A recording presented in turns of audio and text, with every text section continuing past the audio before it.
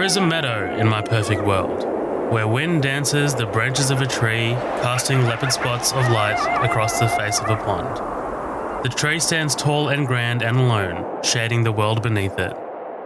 There will come a day when I rest against its spine and look out over the valley where the sun warms but never burns. I will watch the leaves turn, green, then amber, then crimson, then no leaves at all. But the tree will not die, for in this place, winter never comes. It is here, in the cradle of all I hold dear, I guard every memory of you. And when I found myself frozen in the mud of the reel, far from your loving eyes, I will return to this place, close mine, and take solace in the simple perfection of knowing you.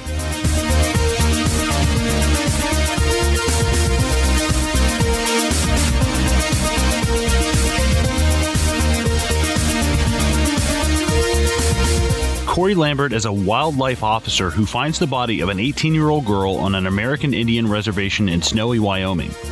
When the autopsy reveals that she was raped, FBI agent Jane Banner arrives to investigate. Teaming up with Lambert as a guide, the duo find that their lives are in danger while trying to solve the mystery of the teen's death. Welcome to another feature presentation of Midnight Double Feature, and on this episode we'll be covering 2017's Wind River, written and directed by Taylor Sheridan.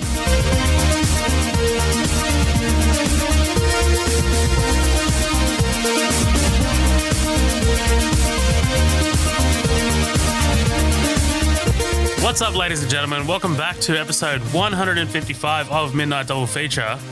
Colin and I have just got back from our joint therapist meeting because, oh goddamn, is this movie depressing. Colin, what's going on, man?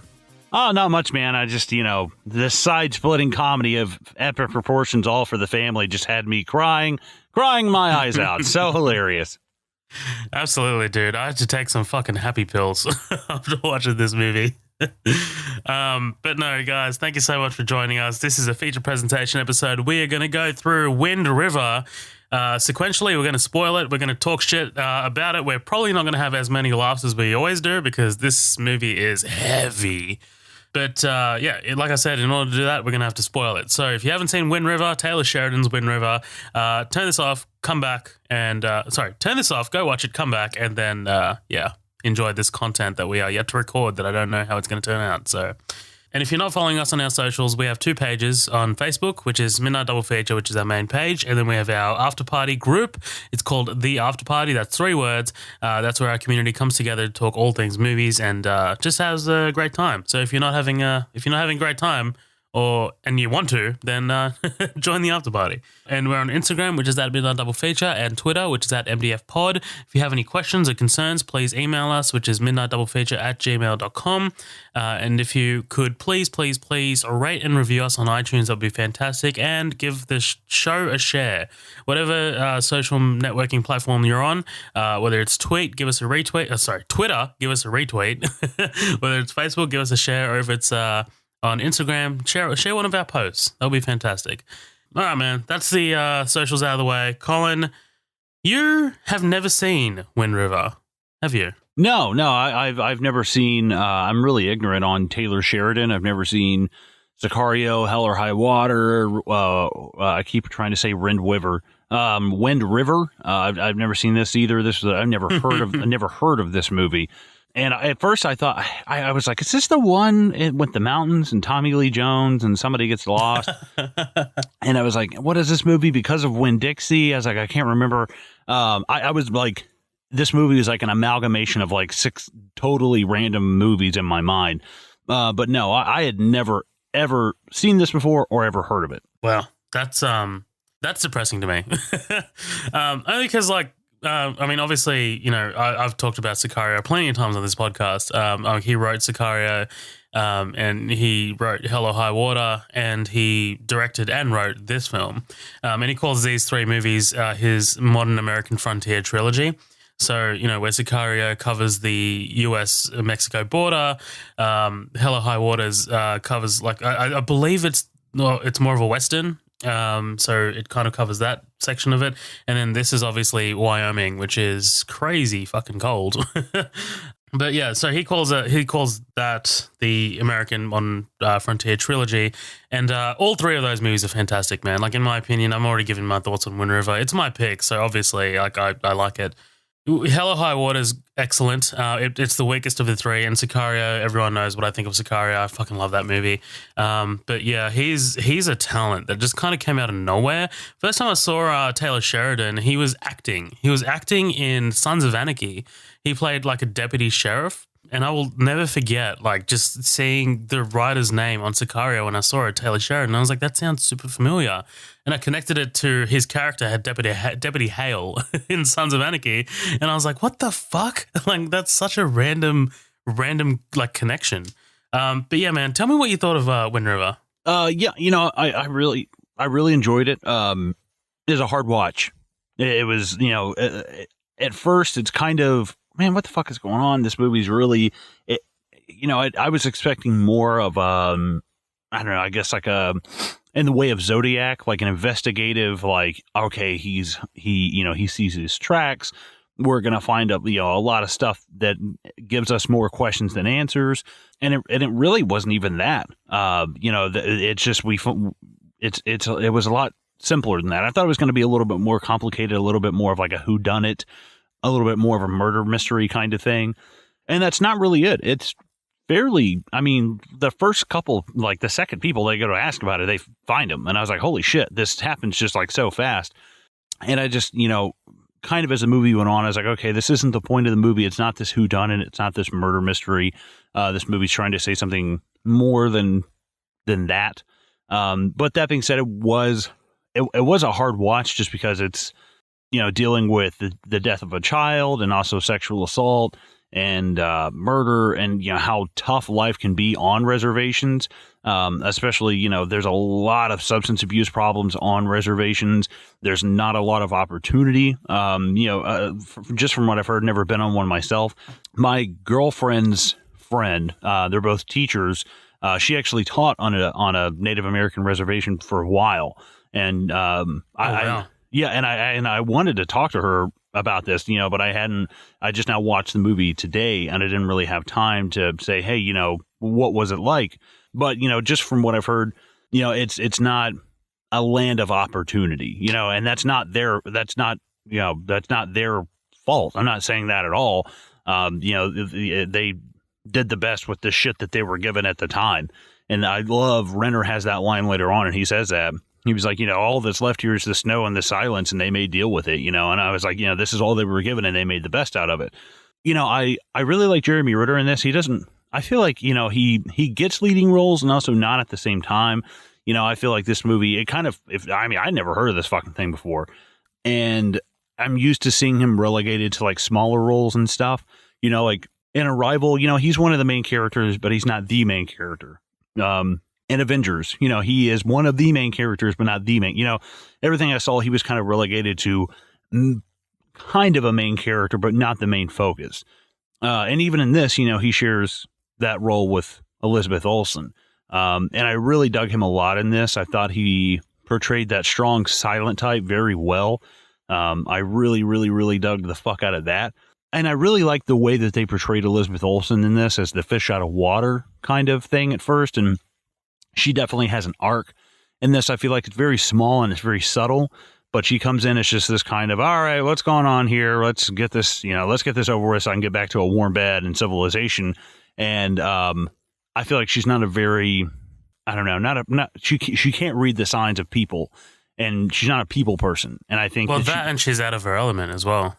Oh yeah, 100%. That fish out of water element. Yeah. And I think that she comes in there thinking that she can just wave the FBI power around in a way.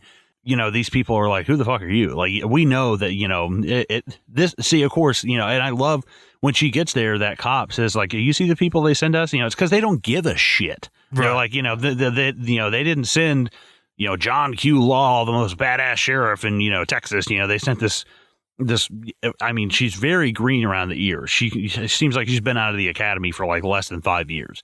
And I'm sure she's obviously qualified. She's very good, but she has a lot to learn. And I think it's a good pairing with Jeremy Renner's character, who, you know, he's a little bit more grizzled. He's got a little bit more experience on it, even for someone who's not really like a police officer per se. But, you know, he's definitely got a lot more dirt under those nails.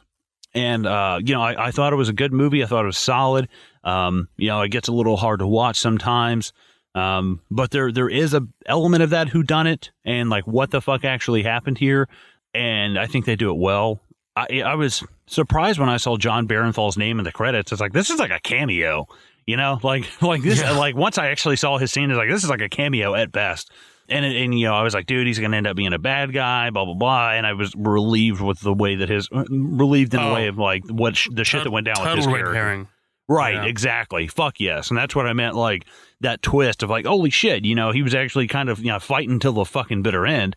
And I think that where this movie starts with something you think will be a murder mystery, you know, people will try to kill them along the way. They're, you know, oh, you're shaking up all the wrong people. You got to let this go. You know, all the kind of tropes and shit I thought was going to happen didn't happen. And it ended up being a story way more about how it's this group of people that nobody really gives a shit about. I had never heard of any of the true cases that inspired this at all. I did not know any of the statistics behind it. And I figured you didn't as well. I mean, fuck you don't even live in America, you know? This is not something that I was very ignorant about. The fact that there are no statistics for these people, and they are obviously, I knew that they were extremely, I don't know, I guess marginalized. I'm not 100% sure if that's that might not be 100% word that I mean, but it's the closest one I can think of. And the fact that they have, you know, Louis C.K., before, you know, everything got crazy with them, had a great bit about, you know, Native Americans. And he's like, we just called them Indians because we thought they were from India. And we're like, nah, you're Indians. And they're like, we're not even from, you're on our fucking land. And he's like, nah, you're Indians, you know? And I think that's just, you know, that's just hilarious now, especially, you know, here in the South. It's hard. I mean, fuck, you never hear anybody say Native Americans. It's like fucking Indians. It's like, dude, this is not the 40s. You're not the Lone Ranger. Like, chill the fuck out.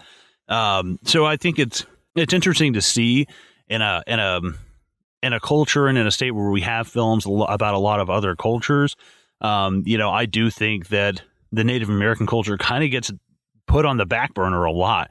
There aren't a lot of films about I feel like, I don't know, I'm trying to say this in the right way. I feel like there aren't a lot of films emphasizing the way that they're treated now. There are a lot of films about the mistreatment and the bloodshed and the slaughter of these people years ago, which is important, but also let's not forget about what's happening now. You know, we can't change the things that happened hundreds of years ago. We can recognize that they're fucked up and they should have never happened, but we also need to focus on what's happening on the here and now. And I think that this movie raises a lot of interesting points about that. And ultimately the message of that ends up being greater than the movie itself. And I think that that's really cool. I like the fact that this is a low budget film that takes place, and I say low budget, it's $11 million. A low budget film for who's in it and who's writing and directing it. You know what I mean?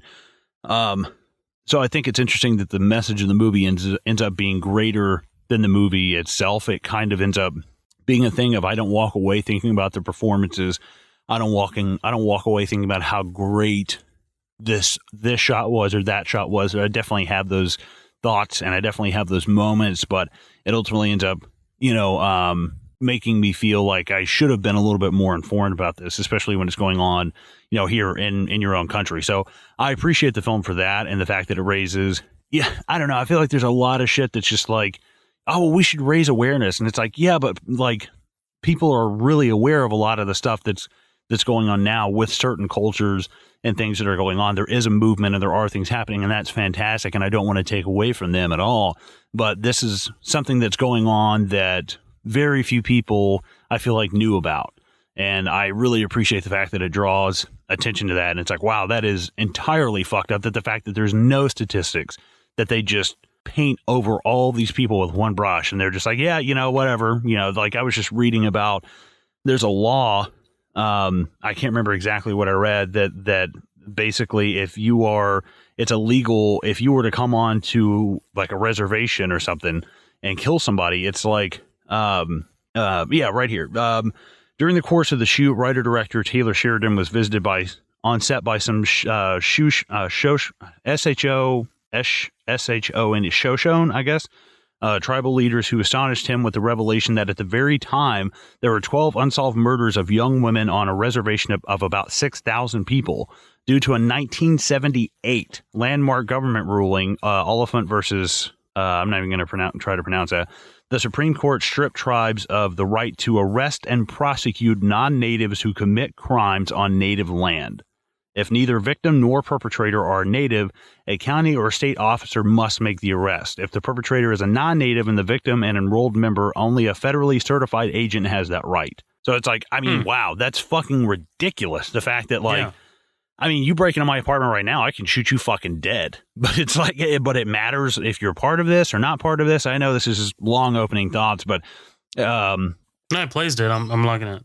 It just hit me to a point where I was just like, I don't even really give a fuck about the movie. This is some fucked up shit, and it made me mad. You know, it made me, wow, this is unbelievably fucked up. I mean, imagine just somebody coming into your house and kicking you out, and then making you live somewhere else, and then not only that, all of this shit is happening as well. It's like, Jesus fucking Christ, man, it's ridiculous. It's absolutely ridiculous, and I think it's just something that people have kind of forgotten about. You know, it's great that you can go from calling them Indians to Native Americans, but the buck doesn't stop there, is what I'm saying. It needs to keep going. But as for the film, it's really, really good. I like the performances. It's small, it's quaint. It's low budget. Doesn't take place in a lot of areas. They never fuck, which is awesome. I love the fact that they don't get to fucking. Thank God. And at first I thought that was going to happen, that one scene. I was like, oh God. I'm not gonna lie. When he invites her into the house, I was like, the first time I saw it, I was like, please don't do this. Please don't do this to me. Right. Yeah, I would have even loved she starts doing it and he's like, nah. Yeah. Like, nah, not right now. Yeah. And I think that it was great seeing a character like Jeremy Renner's character who's going through this, who is obviously emotionally involved because of a very similar situation that he himself was wrapped up in, or I'm not wrapped up in, but unfortunately subjected to. So I think this is a very good movie. It's a hard watch. You really feel the cold and the fucking emptiness of that place and just how hard it can be. But all in all, it's a really good pick. It's very good. Yeah, man, that was awesome. I've just been writing down notes. I've been writing down notes about what you were talking about. And, fucking follow that shit. It's tough. You do this to me every fucking time, dude. Yeah. Kill all the white men. No, I'm just kidding. That's an actual song. Actual song, by the way. Sorry, go ahead. No, fuck that. Anyway, so you were like, okay. So you're talking about like how the meaning of the movie and the message kind of like connected with you more than the actual movie itself. I would argue, dude, that's the like everything we see play out on screen works toward conveying that message, and in that sense, I think it's a fucking success, man. Like this movie's trying to drive home a point, and I think by the end of the movie, that point is heard loud and clear. If you even without that kind of like statistic that there are no statistics at the end, even without that kind of like title card, and if you walk away from this movie not kind of like getting the point of what Taylor Sheridan's trying to make, then you're a fucking dumbass. I'm sorry, I don't know what to tell you. Because this movie's trying to say something, and this movie spoke to me quite a bit, man. Because like you said, there's no movies like this out there that kind of like raise awareness about, female Native Americans, let alone actual Native, like just the Native Americans in people in totality. So I was just like genuinely surprised when this movie kind of like popped up, and it's like that's literally kind of like what it's about, and it's about how these people, just like fly under the radar, and like when they go missing, like no one gives a shit, no one investigates it, no one does the legwork to go out and try and find out what the fuck happened to these people. I said these people. Fuck. Well, I mean, I think that all, these people are annoying. Yeah, that's a little bit different. Like these people need to get their shit together. You're like, what the fuck? It's context is king. Context is king. Right. Exactly. So in that sense, when you were like, it's a simple movie and it's not so overly complicated. That to me works 100% in its favor because it's trying to give you a point. It's trying to give you one simple message. And the simpleness of the investigation, where it starts and where it ends, and how they get there. I think that's kind of like its strength. Just like I don't need an overcomplicated plot. I don't need them to go from A to B to C to D to E to F. Like I don't need that shit.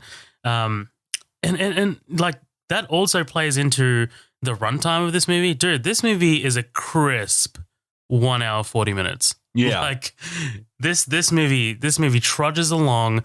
It even gives you like an extended flashback sequence that we'll get to that I was really like impressed by, like the editing and stuff. And it was, this movie is just an all-timer to me, dude. Like Taylor Sheridan, and I'm not going to like go on about Sicario too much. I haven't seen Hell or High Water in a very long time, but Taylor Sheridan does the same thing with Sicario. Sicario, if you look at it on its surface, is a simple premise. It's a simple movie, very much like Wind River, yet at the same time, it's trying to give you a point about how life is along the Mexico-US border. Very similar to this, right? Like very, very similar to what's going on here in Wyoming. But so yeah, man, like I was really impressed with the way that he was able to convey that message. And this is his first movie. This is his first movie that he's directing. And just even on that note alone, dude, I'm just like, this is fantastic. Like this is a really well done movie to get out there on your first on your first try. John Bernthal, absolutely, dude, 100%. That was totally surprising to me because I didn't know he was going to be in this at all when I first saw it. And he is kind of like you're kind of like misled to believe that he is the guy that is responsible for this, but that's not the way it goes. And I was like, man, what a breath of fresh air! Like, what a breath of fresh air for him to not be a villain or like someone who's brushing up against the law, or even an anti-hero, very much like the Punisher that he plays. Mm-hmm. Because he is in Sicario in a very similar role to this, like a very short kind of like cameo. But in that, he's a bit more villainous, so I'm just like, I don't need this shit. I'm good. Jeremy Renner, hands down the best thing I've seen him in. Like, best performance as well, hands down. Like, he doesn't get roles like this too often. Like, he doesn't get roles like this where he can like sink his teeth into and actually have the opportunity to act. And I'm not saying that, he doesn't get to act as, Hawkeye and shit. Like, he did some great work in Endgame. But those are massive superhero ensemble action films. Like, like they're not these crazy sort of like emotional, very deep and heavy films that really kind of like talk to me. Like I reckon our listeners could probably tell who picked this movie. Like having picked like what Prisoners and or like this is my genre, dude. Like this is my genre. I know that 100%. Like I'm a true crime fanatic. I love like movies that kind of like delve into themes that affect us here in the real world. And this movie just really spoke to me. Now you said that this movie didn't really. I don't know, like, okay, I don't want to put words in your mouth, but you were saying that like it's not really, because I'm not an American and I'm not living in America, the actual content of this wouldn't really speak to me as much as an actual American. I know that's not what you're saying, right? I know that's what you're saying. No, it's like I was, if I'm unaware of this, how much more unaware, like, imagine how unaware I am about indigenous people to Australia. You know what I mean? Well, that's what I was trying to get at. There you go. That's literally what I was trying to get at. There you go. Yeah. I mean, I was literally about to tell you about, I mean, like I can link this to what happened here in Australia and what still happens here in Australia. I've talked about it on the podcast before. Aboriginal deaths in custody is a massive, massive thing here. And from my memory, the statistics on that are pretty blurry. We talking about crazy laws that you just mentioned, when like literally in the early 1900s, when England was still kind of like coming across the country and all that stuff. There's this thing called the stolen generation. Have you heard of this? Do you know the stolen generation? No. Mm-mm. All right, let me blow your mind. So there was a federal and state law in across Australia in the late 1800s / early 1900s. whereby white British people, so white British communities kind of like elected someone, an enforcer, to take Aboriginal children from their homes and away from their families and into missionaries and churches and places where they can be educated. Obviously all of this kind of like comes from a good place, right? But I mean, obviously if you're displacing children from their families, literally kidnapping them from their families and putting them into these, churches and missionaries, that's fucked up.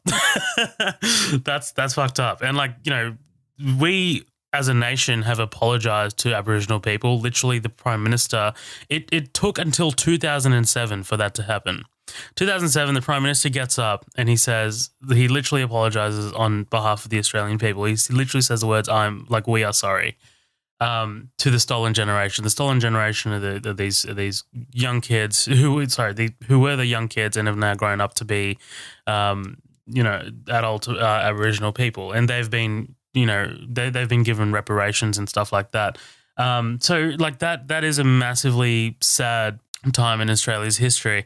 And, because like, I mean, every country has this, right? I mean, like every country has the displacement of a native population.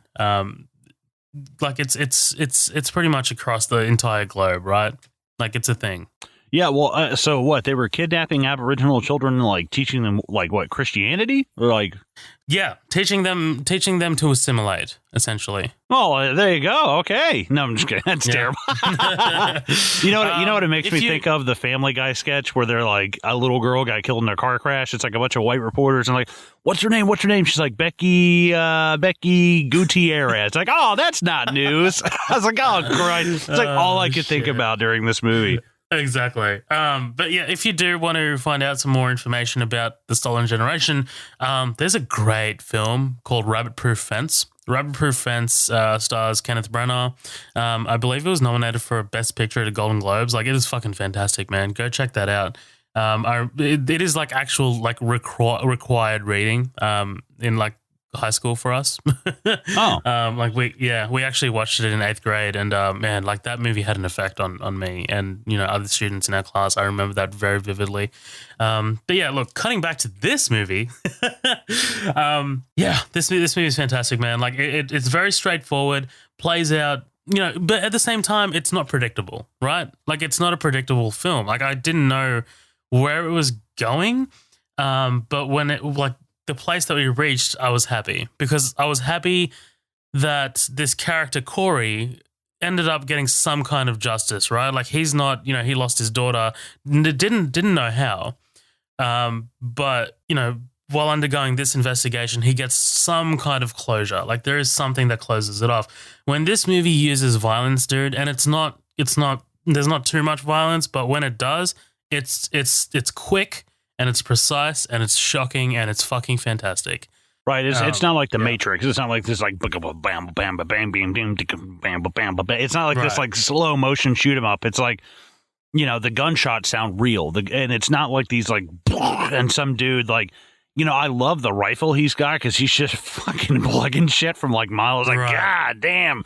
But other than that, like, but you've got to have a little bit of that in there just because it is, I mean, it is a movie. Like we do want, like, that's what I'm saying. Like it's at the early parts of this, it's like, man, this is kind of dragging like a little bit. It's like, I kind of need this to pick up. And then like, I don't know. It's like this movie was fucking me for 45 minutes and then came like 5 times. Like, Jesus, like, I was just like, God damn, and it all really like dropped all at once. When it broke bad fucking fast and broke bad fucking hard. And I was like, God damn. Like we had like shootouts, a rape scene, good God, like it all, like a murder. Fucking Mexican standoffs, dude. Right. Yeah. I was like, Jesus Christ, this all hit so quick. I also got a lot of Inception vibes from Renner's white jumpsuit in the snow and shit. I don't know. We just watched Inception last week, and I just had fucking Inception vibes like the whole time he's out there hunting and shit. You know what, man? Like, I didn't think of that, but like now that I'm thinking about it, I wish that Nolan would have done like one of the shots that you get closer to the end of this movie where like, you just kind of look out and just see the snowy plain, but you don't know he's there. Like, do you know what I mean? You don't know he's there until you see the muzzle flash. I wish like Nolan had used that. Yeah, that would have been cool. But anyway, man, what do you say we get into this bitch? Let's do it. Fuck yeah.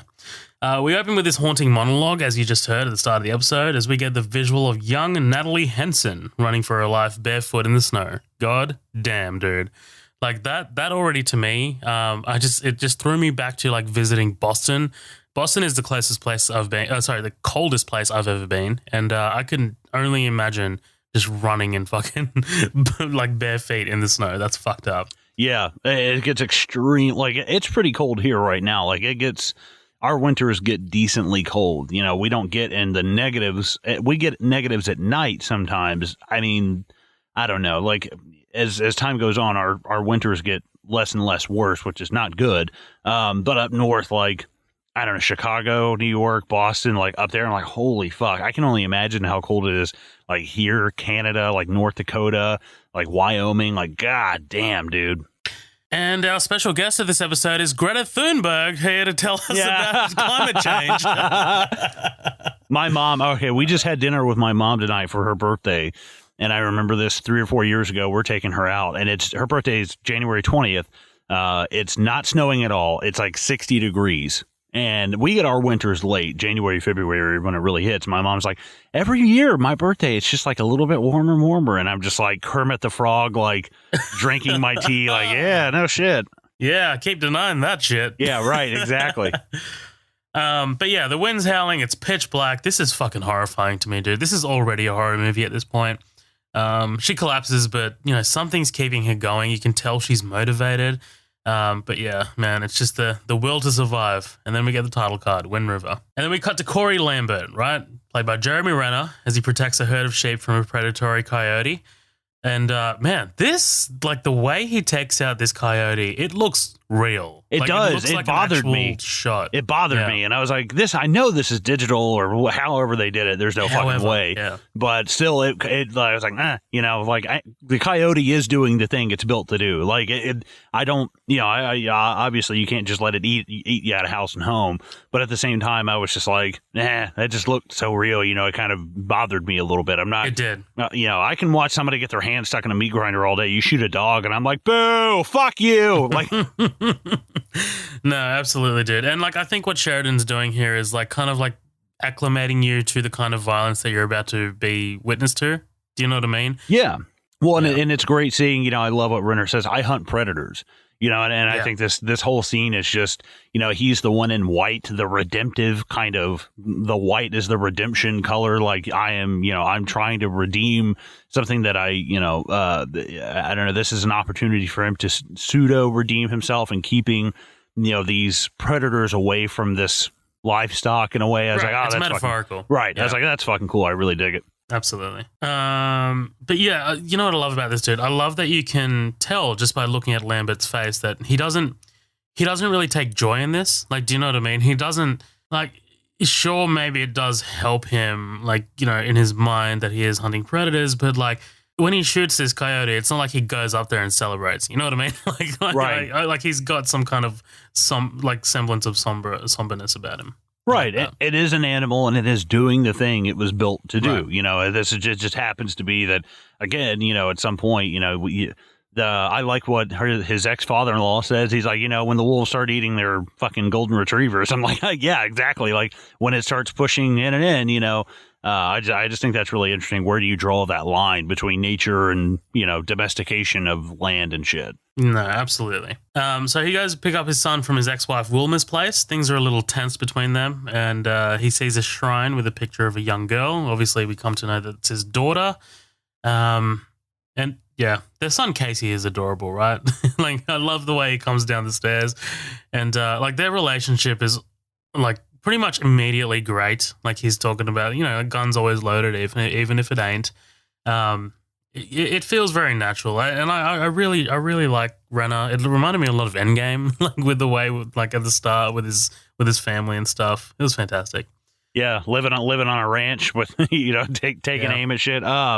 Now, at first, because I didn't know exactly what had happened, you know, and I think there is something a little bit off about. I think that whereas what is his ex-wife's name in this? Do they ever say her name exactly? Or maybe Wilma. Wilma. Okay, I just didn't catch it. Wilma! Sorry, I had to. No, well, you can tell that she's taking it. Maybe she's not. I don't know. I don't want to say she's taking it harder. I think that she's wearing it a lot harder. I think that she's wearing it a lot more visibly, because the scene she was so just depressed and downtrodden in this that I was almost like, God damn, like it was like, I don't know. There was something I just thought, okay, well, they're divorced. Like, what's going on? You see the picture, you can kind of allude like, they probably lost a kid. But there was just something so like, I don't know. It was a little bit, whereas he's keeping his kind of inside, she's wearing it on her sleeve a little bit more. You know what I mean? I get what you mean. Yeah, and absolutely. And I definitely had that thought the first time I watched it. But then I watched it, like on my second viewing, I kind of thought about like how, mothers are very different when it comes to their children than fathers. Like mothers are much more protective. Everything hurts like to them like 10 times more. But also like even look at the way that Natalie's parents process this, right? Like Natalie's father is kind of like pretty much acts just like how Renner's character acts, whereas Natalie's mother goes in an insanely different direction. Like that's a whole different kind of grieving. Right, and I think that if you take Casey out of this picture, you have something a lot more similar to Natalie's parents, because at least this, it kind of makes me think at least they have someone. Right, it makes me think of Pet Sematary. After Gage gets hit, it's not great, but at least like, there is, you have another child to take care of that is also grieving. And in that grieving, you guys can kind of, dare I say bond, or not bond, but, grieve together and kind of, build, I don't know, help each other out in that way. But when there's not anybody else and it's just you two, it's a lot harder on you, I can only imagine. I'm not speaking from personal experience. Well, I imagine that's why it's important to Natalie's father's son to like call him at the end, right? Like, do you remember he's like, I received a call, like, and he's kind of like happy about it. So, yeah. I forgot they have the son. He's just, I fucking blank. Well, they have the son, but like it's really well established that he's basically dead to the family until the end. Right. Yeah. For years. Right. Yeah, absolutely. So I think you're onto something there. So they're having financial issues. They talk about child support. Cory mentions that there's a storm coming and Wilma's going to have to go through Pinedale. But she says you couldn't drag her through Pinedale with a rope and that she's never setting foot in that town again. We kind of got getting the seeds of it, right? Like before, like we obviously don't know yet what's happened, but we know that there's some trauma in this family. Casey rides a horse. All this father-son stuff is great. I love the understated score in this movie as well. And it just kind of like kicks in here in the background. Like it's very subtle, the score in this movie. Everything about this movie is subtle, right? Like the cinematography is not over the top. The score isn't like over the top or anything like that. It's just kind of like, it's like as if Taylor Sheridan just put the camera down and he's like, all right, let the actors and the script speak for itself and we'll go from there. Right, yeah. There's a couple of big shots where they let the landscape. They let the landscape. Yeah. They let that. They give us. Sometimes they give us some room to breathe, and it's enough. That we don't really need to see. High. Big pictures with a lot of effects on it, and I don't know. It's kind of like #no filter kind of shit. No, it absolutely is. And man, like you kind of hit the nail on the head. Like the landscape in this film is a character unto itself pretty much. Like, the landscape and the fucking snowstorms and the nature, like it's all part of it, right? Yeah, I felt like I was in the prologue of Red Dead 2. I was like, what the fuck is going on? Lovely.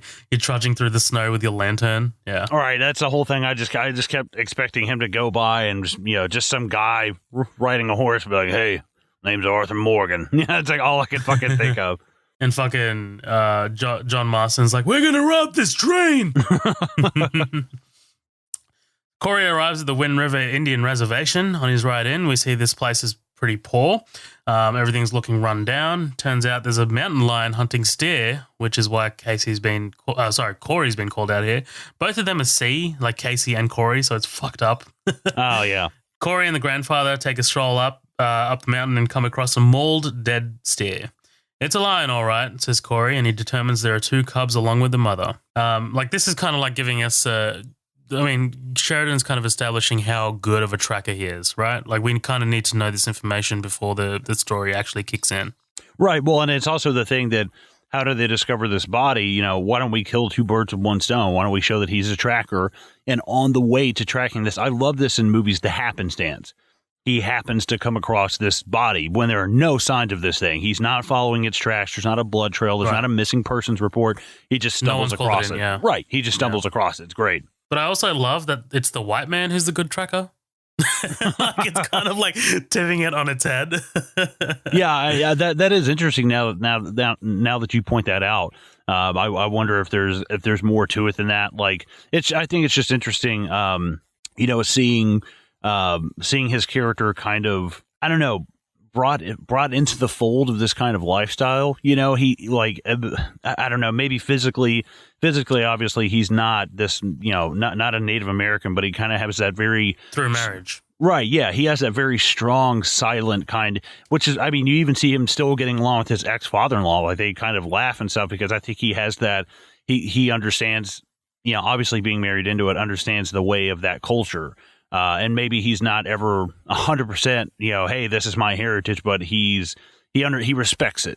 And I think that that's what's interesting about it is, you know, it's kind of like he's this, I don't know, adoptive kind of, I don't know, this adoptive kind of way. You know what I mean? No, I do. Like he's kind of like inherited this. Yeah, absolutely.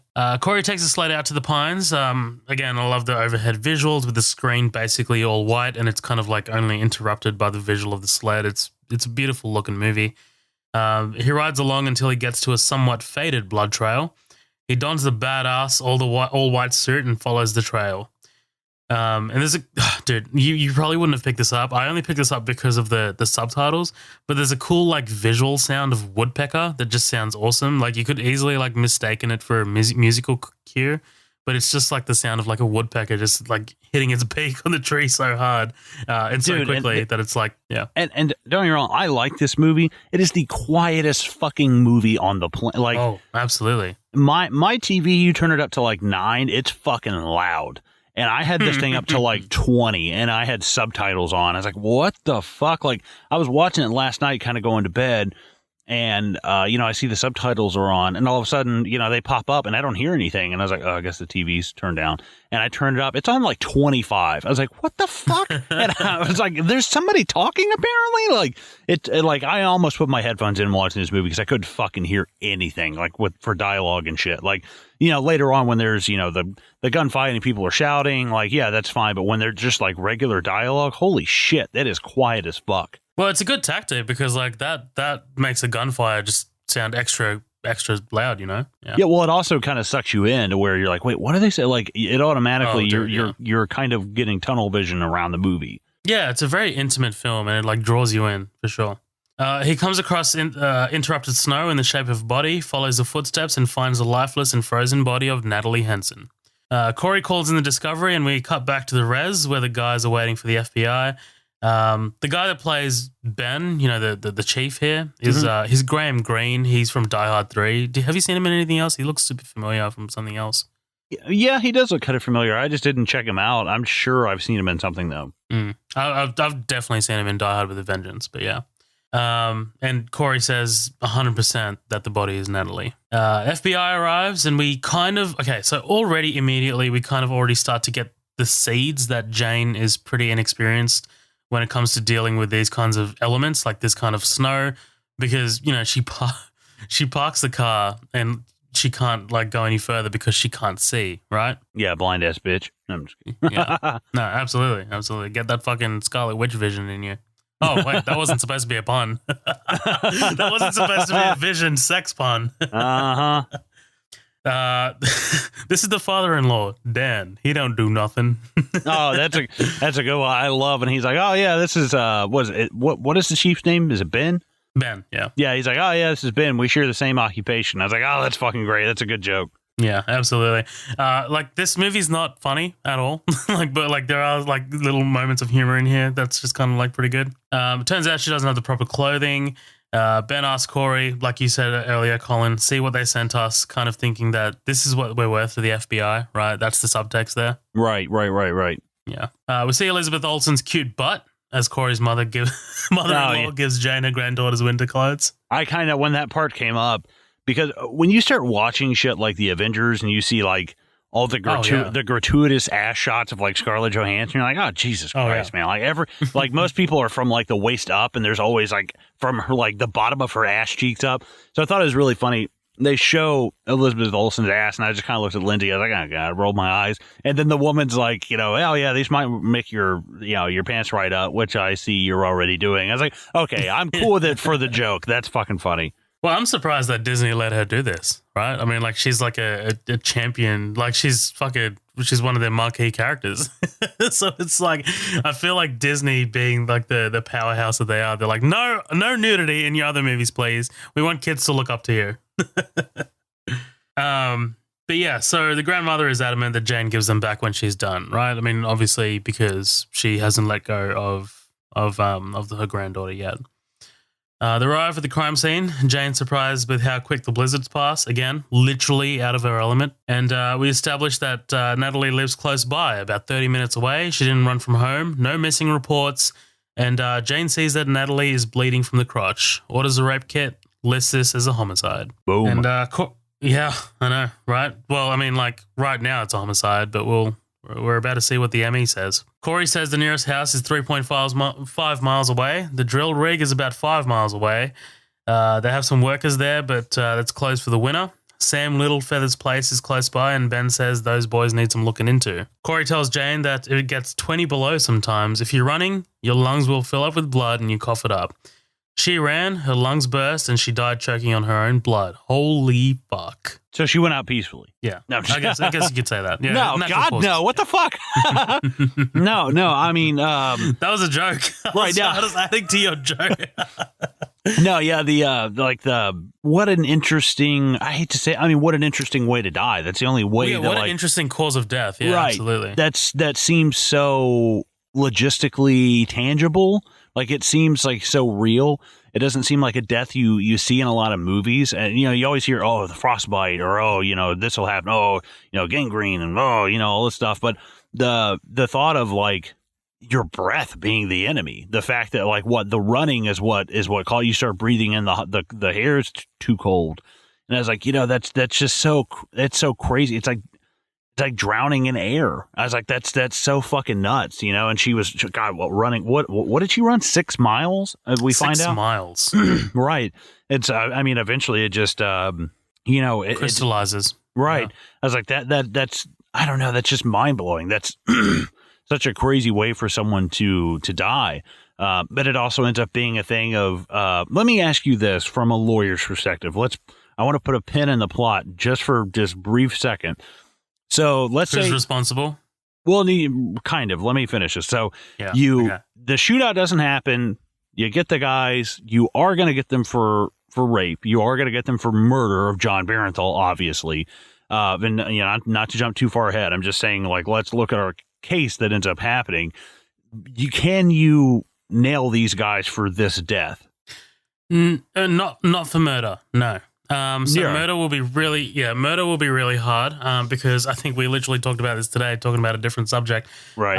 In criminal law here in Australia, or in New South Wales rather, you need 2 elements. You need mens rea and actus reus. Mens rea is the mental element, so you need to be, I believe for murder, you need to have the intent to murder. So that's it literally means guilty mind, mens rea. Mm-hmm. And actus reus is the act, right? So let's say, for example, I'm going to stab you, but I didn't have the guilty mind to stab you or to kill you. Do you know what I mean? Like, I didn't intend to kill you. That element isn't enough to satisfy murder because the mens rea isn't satisfied.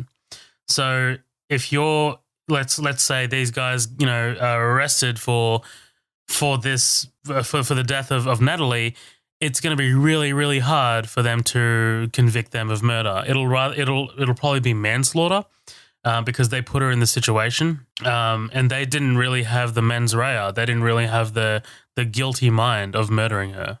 Do you know what I mean? Right. I figured, they would probably get it dropped down to involuntary manslaughter. Something where, it wasn't your intent for that. Like, Sam Harris actually has an interesting thing about that, where he talks about intent and context. It's like, let's say I'm chopping onions and we're both in the kitchen. You end up walking up behind me, I don't know that you're there, and I turn around too quick from the cutting board to the sink to go wash something off, and I stab you. That's an accident. We call 911. I apply a pressure, start first aid until the paramedics get there. Now, let's say I turn around, hold you down, and start trying to stab you. He goes, the result is still the same. The intent is what changes it. And I was like, that's so fucking interesting that the physical action, the result and the physical action is still basically the same, but the intent behind it is a totally different ballgame. It changes everything. I mean, just like we were saying, context. The context of something is king. Think about it from a sentencing point of view, right? Like one of the reasons that sentencing. Sorry, one of the factors that a judge is supposed to put in when sentencing someone is rehabilitation. So if you're rehabilitating for a guilty mind for an intent, then they're obviously going to get a much, much longer sentence than they are if they didn't intend to kill that person. Do you know what I mean? Right. Well, I mean, these fuckers are going down for life anyways. You've got rape. Oh, dude, you've got I am murder, 100% happy, with this outcome, by the way. Right. If I'm on this jury, I'm like, is there any way we could have them raped before they get the chair? Like, is there any way we can let that happen? No, it definitely, there's no way they will, especially in America, there's no fucking way. Like, go try these guys in Texas, like make sure, go try them somewhere where we know, that there's not, because there's just no way, you're going to take 6 guys and be like, it was just a bad mistake. Everybody makes mistakes. It's like, it's a brutal, violent, like gang death, like what the fuck? Absolutely. So, but I really dig this scene with the medical examiner that we're coming up on, not to jump ahead or anything. Oh, no, we're basically nearly there. I don't want to go past this one line, though, because Jane asks how long Natalie ran for, and Cory responds with, how long do you gauge someone's will to live? Right. And man, I'm just like, fuck, love that shit. Good line. Because he knew Natalie is a strong girl, right? Like she ran further than Jane would guess.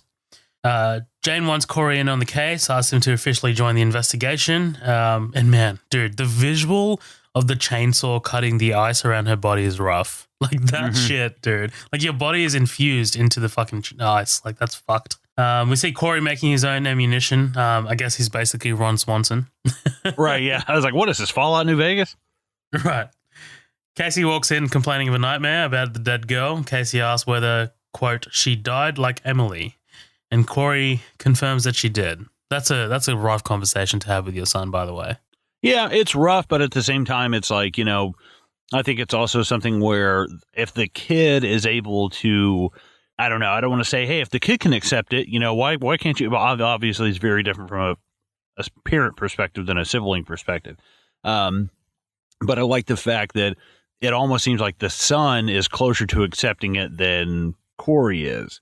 And I kind of like that. I like the fact that it almost seems like this interaction with the son pushes him to say, hey, she's dead and she died like this, correct? It kind of feels like this, like, I need you to say it. And, it's like, you need to say it. You don't need to just kind of brush over the facts because I'm a kid. I know what they are. You need to accept what they are. And I don't think that's what the kid's intent is. It was a Casey, right? Casey. Yeah. Right. But Sheridan uses him as that. Yeah. Exactly. That kind of like, exactly. Yeah, absolutely. Yeah, I didn't really pick up on that. That's a good pickup. I'm going to say, like, it works because, I mean, like, Casey would actually realistically probably be closer to accepting it because Casey probably wouldn't really understand, like, what this means to someone. Do you know what I mean? Like, he's not young enough to fully, like, disregard it, but he's also not old enough to be fully developed yet. Do you know what I mean? Like, he doesn't really understand. I'm going to say that he doesn't, like, fully understand, like, the weight of the death the impact. His sister. Yeah, absolutely. Right. No, I mean, especially, again, parent versus sibling kind of view. Obviously, there's going to be, he's going to have, his own set of thoughts and feelings and reactions towards it. But at the same time, like you said, there's not a full development. Like, you don't understand the implications of this, Right. Absolutely. Now let me ask. Go. Now and again we find out what happens with. Now what is their daughter? Emily, is that their daughter's name? Is that correct? Emily. Yeah. Emily. And it just because I know we all know if you're this far in the podcast, you know what fucking happens, but I don't really get they don't really know what happened. There was a party. She wound up 20 miles away. Was she also sexually assaulted? Like, was she murdered? I know she froze to death, and she died the same way that Natalie did. But like, what did you take away from it that happened? That people showed up to the party that she was not friends with, and she was also sexually assaulted and left. I mean, because there's no way she ran 20 miles from home. Like, there's no way. I mean, 6 miles is like, I get it, she's a fighter and stuff, but 20 miles. That is where I'm like, no, there's no way she ran 20 miles away from home. Like, what was your take on that? Yeah, it's actually similar to a case that I know about. It was actually covered on Case File that we've talked about many, many times. I'll try and get the name for you soon, but yeah, like I'm gonna say that some people rocked up to this party, this out of control party, and either they were the last to stay and they kidnapped her and they took her out somewhere and they had their way with her and they left her there, they dumped her. But I mean, like the connection is that she's Native American, right? Like that's the connection. So I mean, like it's not, for me, it's like not really important, like the logistics of it, because we only know what Cory knows, which is nothing, right? Right. Yeah. That's kind of what I took away from it, is there was no. It doesn't mean anything to the story, but I just didn't know. I was like, for me, I didn't know if there was something I was missing there, or if there's something that you took away from it that, me having only seen this movie once, like, well, maybe he's got a little bit more insight onto exactly what it was. I mean, ultimately it was the same cause of death, but those, I don't know, it's a very ominous kind of tone that they're talking about it. Some people showed up that weren't friends. She was found 20 miles away from home. It's like, I think I can piece together what happened, but I just wondered what your kind of insight was on that. No, yeah, I don't really have that much to offer here because the movie doesn't give you too much. Right, okay. I think smartly it doesn't give you too much, right? Like we wouldn't be having this conversation now if the movie gave us everything. Right. By the way, that case that I was talking about earlier took place here in Australia. It was in 1966, and it was the case of 16-year-old Abina Medill. I'm just going to leave that there. I won't go into it too much, but the perpetrator was known as Mr. Stinky. So, yeah, that's a pretty crazy case if you want to look that up. All right. Fuck, where are we? Oh, here we go. So we get to the medical examiner's office. Jane meets with Ben and they talk about Natalie. Ben says she was 18, could do whatever she wanted. And there's another thing, right? There's this element of like trusting your children in this movie. Like when we get to Natalie's parents' place, right? Like, the father talks about, I trusted her, blah, blah. I was wrong. And the same thing with Cory has the same regrets about his own daughter, which is interesting. Yeah. No, I'm just I'm just trying to find my fucking note here. All right. So the ME breaks down Natalie's injuries, confirms that she was raped, but cannot determine how many assailants. Man, this guy feels so natural. I would not be surprised if he was an actual examiner.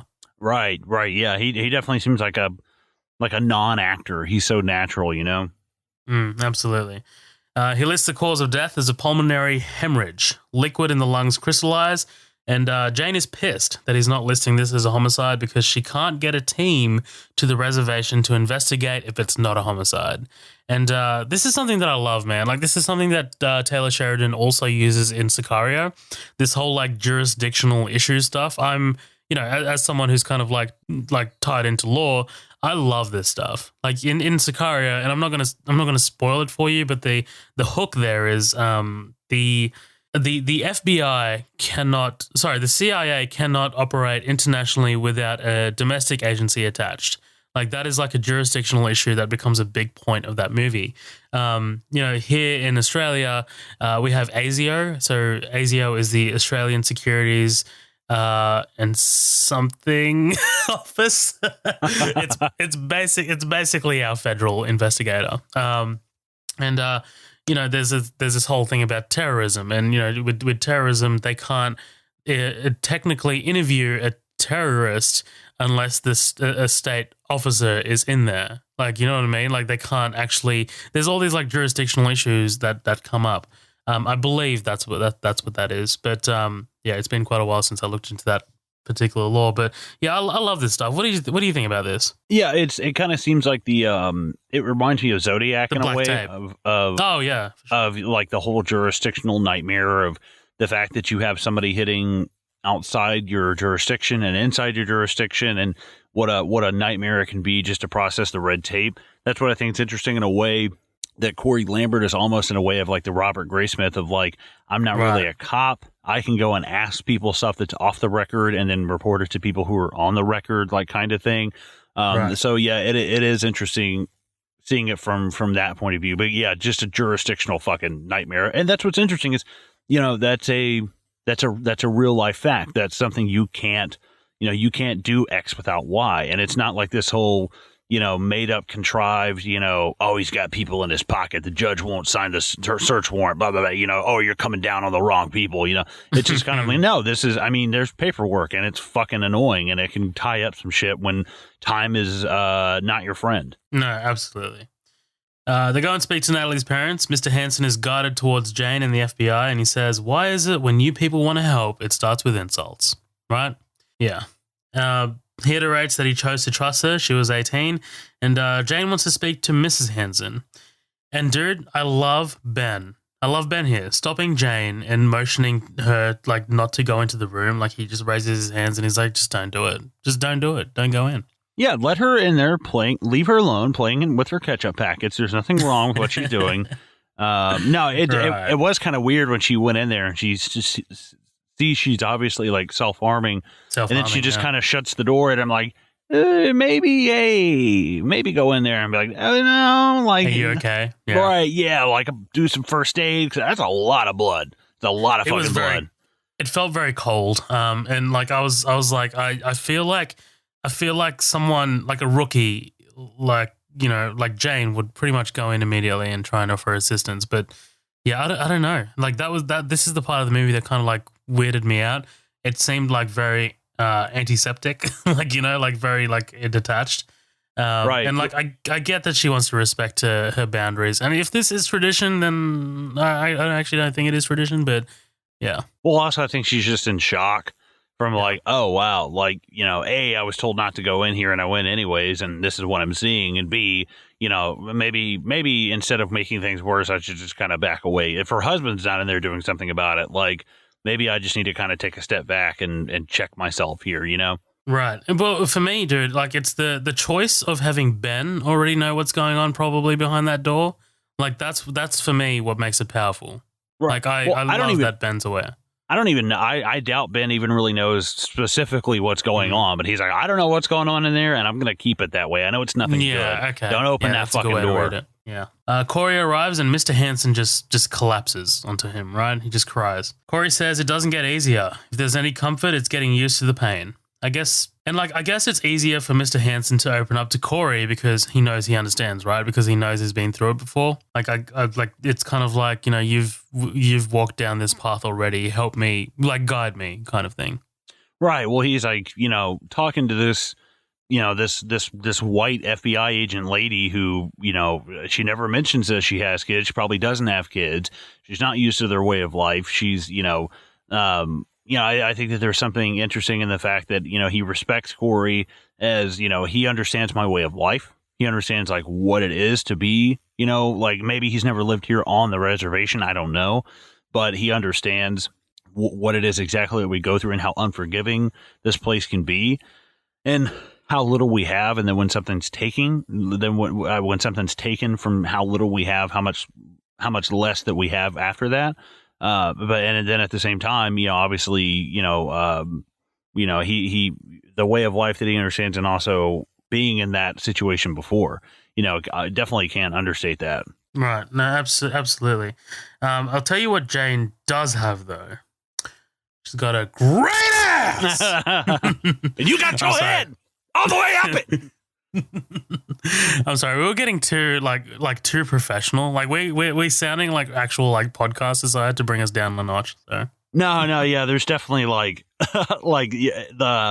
as we were watching this, like I'm the person that like I can only handle so much tense. Like at a funeral, like I'll be at a friend's funeral where their dad died. I'm like, so your mom, like What's going on there? You know, like I kind of have to. What is the situation? Right. I have to do that.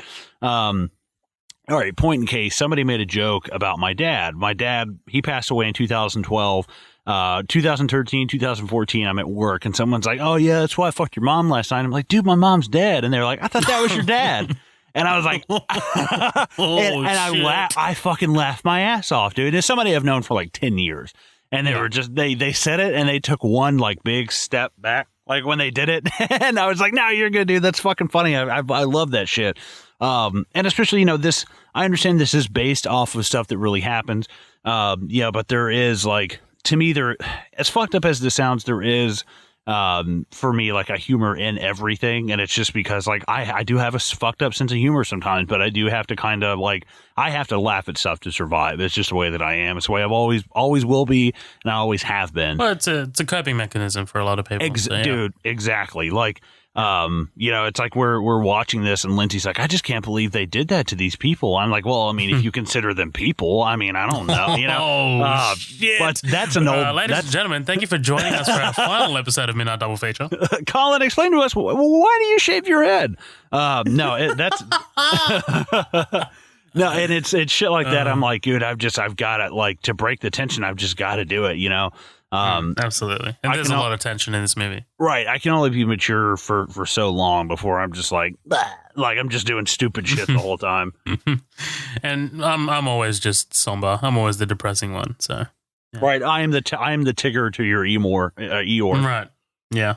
Emo? What the fuck? Yeah. Eeyore. Yeah. There we go. All right. Cory talks about the grief counseling session he went to. Counselor said something to him that stuck, right? And he says, I got some good news and some bad news. And bad news is you'll never be whole again. You lost your daughter and nothing will ever be the same. Good news is, if you allow yourself to accept that, you'll allow yourself to visit her in your mind. You'll remember all the love she gave, all the joy she knew. God damn. Fucking heavy, dude, but I love it at the same time. Cory tells him to take the pain. It's the only way Mr. Hansen will keep her with him. Hansen says drugs is his son's family now. He's gone and he expects that he's involved in this somehow. Mr. Hansen wants Cory to kill the person whoever did this, and I love, without hesitation, dude, Cory responds right where they stand. Love it. I love this guy who can operate in the moral gray area.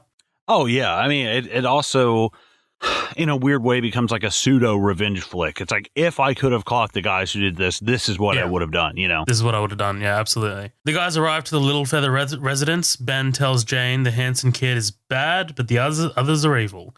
Warns her to watch her back. And this is when Colin starts to wake up a little bit, right? Like the movie was kind of like giving you some gut punches and being like all depressing and shit. There hasn't been any gunfire in like 40 minutes. Right, well, and there's been no like cracking heads, boots on the ground. Let's get some fucking leads. I was like, cool. Now we're picking up, you know? Yeah, absolutely. This guy, Sam, who answers the door, is just fucked out of his mind, dude. He is just destroyed. He's lit the shit up. Well, and this whole fucking place, you know, like, God, how could you survive in here? Oh my like, God. You would die in a fortnight. Like, there's no way you could survive. Not touch anything. You'll get tetanus. Right. Well, there's not a closed window in the fucking shack. There's like a barrel with fire in it. It's like, Jesus, dude. Like I don't know. This whole place just like it just made me totally nervous. Like, can I borrow Renner's white biohazard jumpsuit to walk through this fucking place? Like, I just want to walk in there with the feather duster and just dusting shit. It looks like a fucking Call of Duty map. It's like, what is going on here? It's like, what happened to this place? Does. No, That's but a good pull. Nice. It looks like yeah, well, this guy that answers the door looks like one of the guys from fucking 21 Pilots or something. I'm like, what the fuck is going on? The fucking canister of like bear mace he pulls out. I was like, what the fuck? Where did you get that, dude? He just reaches into his pockets and says, "Oh, my PO told me to give you something, Chief." But you know, I'll tell you what, dude. Okay. Jane is out of her element in terms of like the landscape and the nature, but when it comes to this kind of stuff, she is proficient as shit. Right, let me see your hands. Let me see your hands. It's like, oh, dude, of course. Like, exactly. Yeah, that's exactly what you're reaching back for something, dude. That's a good way to get fucking shot. Right. And I'm just glad that like Jane's not a fucking idiot, you know? Like, it's great. Right. No, I get pulled over. I'm like, license registration. I put my hands up and I say, hey, in the glove box, you can watch me grab it, just letting you know. And they're like, cool, thanks, dude. And I'm always like, hey, I'm making a move. By the way, don't freak out. That? Hell yeah, dude. I'm like, I don't put my hands up like, oh, don't shoot me. I show my hands. I go, hey, and I kind of do my thumbs I'm like, hey, I'm grabbing my shit, okay? Just FYI, I fucking let them know. You don't just reach towards the glove box without telling somebody what you're fucking doing. That's a good way to get shot. I live in America, bro. I live in fucking America. Do you understand? This is mind-blowing to me. Do you know how hard it is to be a white man in America? No, I'm just No, dude, there's like if someone was in my passenger seat and watched me do that here, I would get laughed at by the cop and the passenger. No, I mean it might be on the side of over precaution, but it's just one of those things where I'm like, hey, holy I'm making shit. a move, by the way. Like, fuck, I mean, I get to the point where I have my seatbelt on. I'll leave my engine running. I won't even put my car in park. I'm like, hey, is it, cool if I put my shit in park. I'm going to take my seatbelt off, grab my shit. Like, I'm just letting people know, you just don't want to start making a move, and start reaching towards the glove box, like without saying exactly what's going on. It's just, I don't know. It just seems like a bad move to me, like, why would you, I understand why you'd probably be reaching for the glove box, but it's just one of those things where I'm like, hey, I'm just letting you know this is what I'm doing. That's insane to me, dude. Like, that's just some crazy cultural differences that we both have. Well, yeah. I mean, but, at the same time, it's one of those things where, I've watched a lot of body cam footage sometimes of cops who like get in firefights with people, and somebody reaches into the glove box as they go back to as they go back to their car, or they pull something from the side of the door and they can see them like fucking around with something. And it's like, man, hey, I'm having this flag real high and I'm just waving. I'm like, by the way, just FYI, like, I'm letting you know. Yeah, I can just like picture you just sweaty on your couch, just watching cops and just being like, I gotta write this down. But yeah, man, I love the way this kind of like situation just blows up, right? Like the mace, and then, the back of the compound, the guys inside make a run for it, but Cory's ready for him. I love how just like nonchalantly he just picks up the shovel and just, like takes these guys out. But yeah, man, like the interior of this place just looks like what the inside of a hobo's asshole would look like. It just fucked up, man. Jane's struggling to regain her vision. And what Sheridan does here, because like she makes her way through this compound, what he does with the camera here is fantastic, man. Like I love, like, as she peeks out, we kind of see her peeking out, and then she goes back behind the wall, peeks out again, and boom, there's a guy there, and she fucking nails him. I love this. Oh well, dude, the double take of like, look once, nobody there, right? Look twice, and like, holy shit. Lindsay and I were watching this. She's like half blind, whipping around the corner with a gun. I'm like, she's gonna shoot a fucking kid. Like, something's gonna happen. She's gonna shoot somebody accidentally, or something's gonna happen. Like, I get it. You've got to get up and like get going and shit. But like whipping around the corner for the fucking gun, and you're like fucking Stevie Wonder, half fucking blind, like looking around. I was like, dude, she's gonna shoot somebody. She didn't mean to shoot or something. But I mean, at the same time, what are you going to do? Ben's not coming in there fucking like blind, old, obese. Like, what the fuck is he going to do, Well, Ben comes in and he says, he tells Jane to leave him, right? Like, but she's like, no, she says he's not dead. And she's not going anywhere. But he ends up passing out. Yeah, I love that. Again, this is, I mean, dude, it's the minor things for her character's arc. Like, the scene with Natalie's mom, this scene where he's like, EMS is an hour away. She's like, he's not dead yet. And he's like, he just kind of sits there with her like, cool. Now I get to sit here and watch this fucking guy die with you because you won't listen to me. And it's like, cool, sit here and watch this guy die so we can move on and do everything by the book when I know he's gonna fucking die. You shot him 8 times. What do you think's gonna happen? Like, you emptied the clip. Yeah. Right. Exactly. It's like, it doesn't take a rocket scientist to figure out this guy's fucking dead, Yeah, absolutely. Chip, Natalie's brother, has no idea what happened to his sister. Ask, what did that cracker do? And this spurs Jane to ask if she, quote, was seeing a white guy. And man, the guy that plays Chip here is great, right? Like, he's like, and even better is Renner, right? Like immediately, because the guy asked like, "Why did she say was?" And then he's just like coldly. Renner's like coldly because I found her raped and killed. That's why. There's like no sugarcoating or anything. Like this is why. Right. Well, and I don't want to go past the line of, I don't know, what's the other guy's name? Like Frank or Walter? Frank or something? Walker. Frank Walker, okay. And he was like, how's your dad been? He's like, he's in prison. He's like, I know, I put him there. Like, God damn, that's fucking funny, dude. Savage. Yeah, that's great. But again, another minor arc for her. You can tell when he's like, why did she say was? She's like, fuck. You know, Yeah, and it's, yeah. God damn, herself. that's good. That's fucking good, man. Great I would touch, argue, man. like, Ritter's kind of like finalizing his arc in this. Like, he has accepted the fact that she's dead, and he's playing more of a mentor to Natalie's dad than he is having. Like, you would almost expect him to have the Natalie's dad. What is Natalie's dad's name? I can never remember. I'm just going to say Mr. Hansen. Right. Okay. You would almost expect him to have more of like an emotional thing, an emotional state of Mr. Hansen, but it's actually like he's kind of the Mr. Miyagi of the daughter death mourn thing. You know, he's kind of like guiding him through this in a way where he's like, you know, maybe through, you know, it sucks that this happened, but at the same time, this is also a chance for me to find some closure. And I think that he's almost just right there, and this thing just kind of falls in his lap in a fucked up way, but it falls in his lap for him to just be like, okay, this is going to really help me kind of, you know, it'll always be there, but it won't be here as much. You know, it's kind of like an infection. You know, maybe the infection is gone, but I'm going to have like scars left over from it. You know? Oh yeah, like he's never going to recover. Absolutely. Right. But I will say I like her arc more than I like Jeremy Renner's arc in this, because it's just, it's right there, and there's small moments. It's not big things that happen. And I really, really enjoy seeing her character have to kind of, you know, I don't know. It's like the anti-Crocodile Dundee, you know, it's like this, like, it's this big city person going into a, you know, this kind of outback-ish kind of thing. And I was like, oh, that's interesting. Yeah. Well, man, I mean, like, I like both of their arcs. Like, I mean, like, it's insane how much character development we get with such a simple story. Like, it's Right. really, really well done. Like, he takes every opportunity Sheridan does. Yeah, I really dig it. Yeah, absolutely. Cory brings Jane's attention to a sled track going up a mountain. He says Natalie's body was found just past where those tracks led. Someone loaded her body up on the sled, and there's no return tracks. Jane said she doesn't know how to do this. She's not a tracker. Cory says they should go while they still can before the tracks fade, and they do. Up in the mountain, they make a grisly discovery. At this point, we don't know that it's Matt Rayburn, because we're going to be a little misled, right, that Matt is involved in Natalie's murder.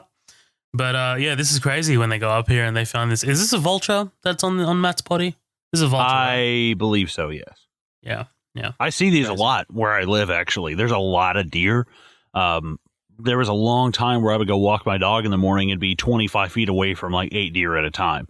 Very, very, very close. We have an overabundance of the deer population here. But I see them all the time. I grew up on 5 or 6 acres of land, and we could tell where a deer had died back off in the field when you would see 3 of them like in the sky circling around. You'd be like, holy shit. Yeah. You know, there's a dead deer out there probably, or somebody's dog or something, you know? Dude, I remember when I first saw my first vulture when I was visiting the US, I was like horrified. I was like, what the fuck is that? Oh, dude, we would like, this is how backcountry sometimes, like, we had several dogs growing up, and we never had any of them on leashes or collars. We had 5 acres. They would run off and they would come back. And a couple of times a dog would run off, and 3 or 4 days later, you know, never come home, and you see the vultures circle in the sky, and you're like, well, that's that, you know. All I think of is Red Dead Redemption. Right. Yeah, exactly. Yeah, exactly. Which, I mean, that's crazy to me now, like not having a dog on a leash or like chipped and shit, or it's like, wow, that's fucking nuts. Yeah, but Different time, dude.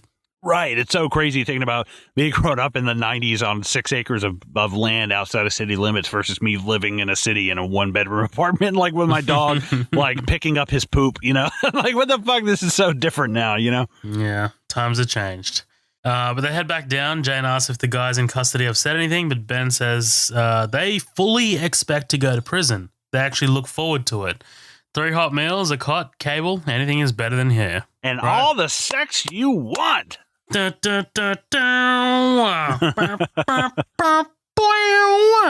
ever get your shit pushed in? You ever suck dick for weed? But yeah, like, I mean, again, this is Sheridan's script, like, again, commenting on the nature of the reses, right? Like they'd rather be in jail. Cory wants to talk to them, but if he does, whatever they say will be inadmissible in court. And Cory just goes to talk to Chip anyway, right? Chip says, "It's this place. Look what it takes from us." Cory retorts with, "This land is all we have left." But Chip says, "This isn't your land. The only thing native about you is your ex-wife and the daughter you couldn't protect." And holy fuck, man, Cory's reaction is, it's like setting off dynamite, right? He just fucking pulls up his Lancaster repeater and blows his brains out in the back of the truck. That's what I would have done. Right, he's like, he committed suicide. It's so weird with his hands handcuffed behind his back. I didn't see it happen. Yeah, so strange. Weird. Cory reminds Chip that he could have made better choices: college, army, but he chose this. And man, this is kind of like dangerously close to some conversations I've had with some of my friends growing up in the area that I'm in. So I'm in, again, Western Sydney. Growing up in, like, Western Sydney's not. It's on the lower end of the poverty spectrum, right? It's I'm not saying that I'm poor. That's not what I'm saying. No, but there's a lot of like government housing units here, and it's basically it's more affordable housing and things like that. And most of the people, or I guess cultures, in living in those government housing units are Aboriginal people, Indigenous people, and we always see stories and like videos of people, young Aboriginal kids and teenagers who kind of like remind me a lot of Cory, right? Like they can make better choices, but they don't, because that's not what their life is. That's not how they grew up. And the definition I think you were looking for, this is what I always said, is I grew up with, I was not poor, but we did not take family vacations and stuff. Like we were not, we also had 4 fucking kids. So there you go. Working class poor is what I've always said. Not living like food, not living like paycheck to paycheck, but also not having like an overabundance of things, Right. So like lower middle class, right? Right. Exactly. Like, I mean, my parents bought a, how many bed? 1, 2, 3, like a 4 or 5 bedroom house in 1980, and they renovated it. My mom lives in like a 120-year-old Victorian style house, really, really older house. But it was a fixer upper. It was not a 120, not like a 5-bedroom house you get today. There's lots of creaky windows and stuff, and she's actually been renovating it and stuff lately. But yeah, no, not one of these like, oh, I grew up in a 5-bedroom house. Like, you say you grew up in a 5-bedroom house today, people are thinking like, no. Like not like that. Like real high ceilings, fucking cold house, like hard to heat kind of shit. Yeah, gotcha. Fuck, where was I? Oh, yeah, okay, so here we go. Chip says he met Natalie's cracker boyfriend, works security on the drill site. His name is Matt. Chip says he's got so much anger in him that he wants to fight the world, and Cory says that he decided to go against that because he knew the world would win. Boom. Fuck. Love Cory. Ben wants Cory to come with them to the rig tomorrow to confront the security team, and Cory says, "You don't catch wolves looking where they might be. You look where they've been, and they've been here." He goes to see Wilma, who tells Cory that he won't get the answers that he's looking for in the investigation, but he iterates that this isn't about Emily. Now, what is he doing here? Is this him being in denial? Is this denial? Well, do you mean specifically like why is he here at the house, or what? No. Okay, because Wilma says that Cory's not going to get the answers that he's looking for, right, in the investigation, and Cory says like literally to that, like flatly, he says this isn't about Emily. It's a half. I think it's a half lie, right? Right. It's a half lie. And I think originally, maybe it doesn't start off that way. Maybe it does.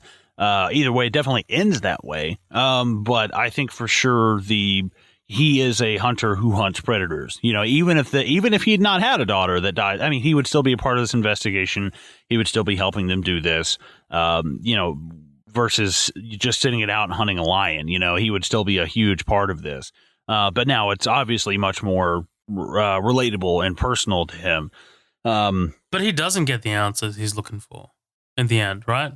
No, and that's the whole thing. Is I think that's you can be Bruce Wayne and find Joe Chill and beat the shit out of him all you want, but you still have your own things that you have to deal with that killing Joe Chill is not going to fix. Or finding all of the bad guys in Gotham and beating them to a pulp is not going to fix the fact that somebody you love is gone. And the whole thing of like, there are no answers to this. There's not an algorithm to the way people are die. There's not an algorithm to that. There's not a mathematical solution to it. There's no rhyme. There's no reason. There's no logic. There's no luck. Luck doesn't live here. It just is. And what it is, it is what it is. And you have to find a way to live with that. And I think that I really think that he's going out there looking for like answers? No, but I think he is looking for a way to put this to bed to where it's not eating away at him anymore. And so he can sleep at night. Yeah, right. And I think that he has to come up with his own answers, but this is a perfect way for him to put his mind at ease to maybe search for those answers a little bit more. Right, exactly. Colin, that's about halfway, and I think that might be a good place to take a break. What do you say? Sounds good, bud. Fuck yeah. Guys, we'll be right back with more Wind River. Don't go anywhere.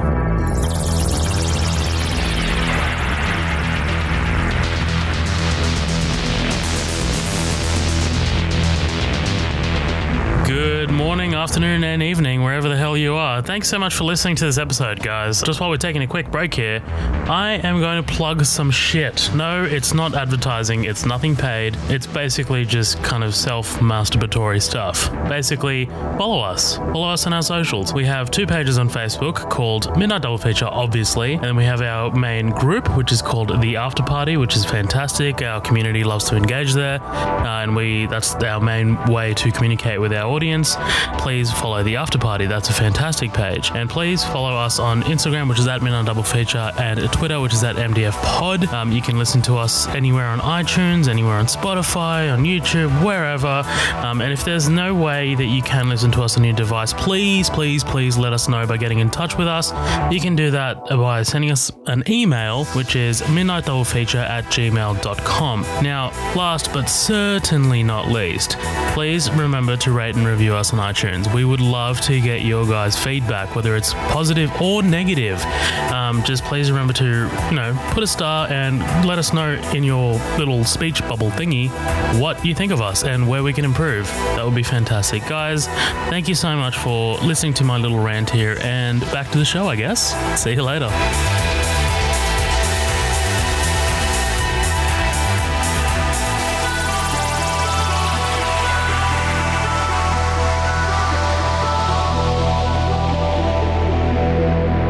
Ladies and gentlemen, we are back. We are freshly squeezed and we're ready to dive right back into the second half of Wind River.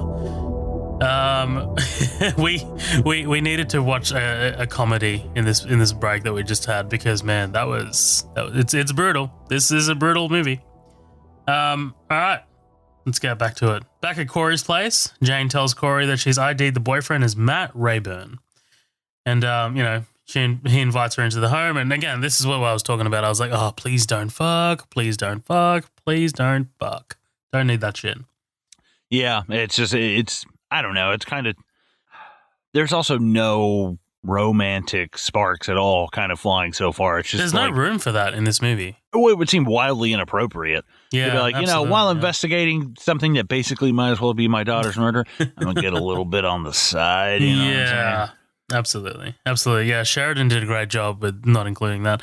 By the way, man, his home looks great. I love the wood theme. It looks fucking fantastic. I'm just saying, I didn't want to see them bang and find out why they call him Hawkeye. You know what I mean? Like, I just didn't want to find out how true his aim is. Yeah, he's firing much more than arrows. I ain't firing blanks this time. Oh, hey.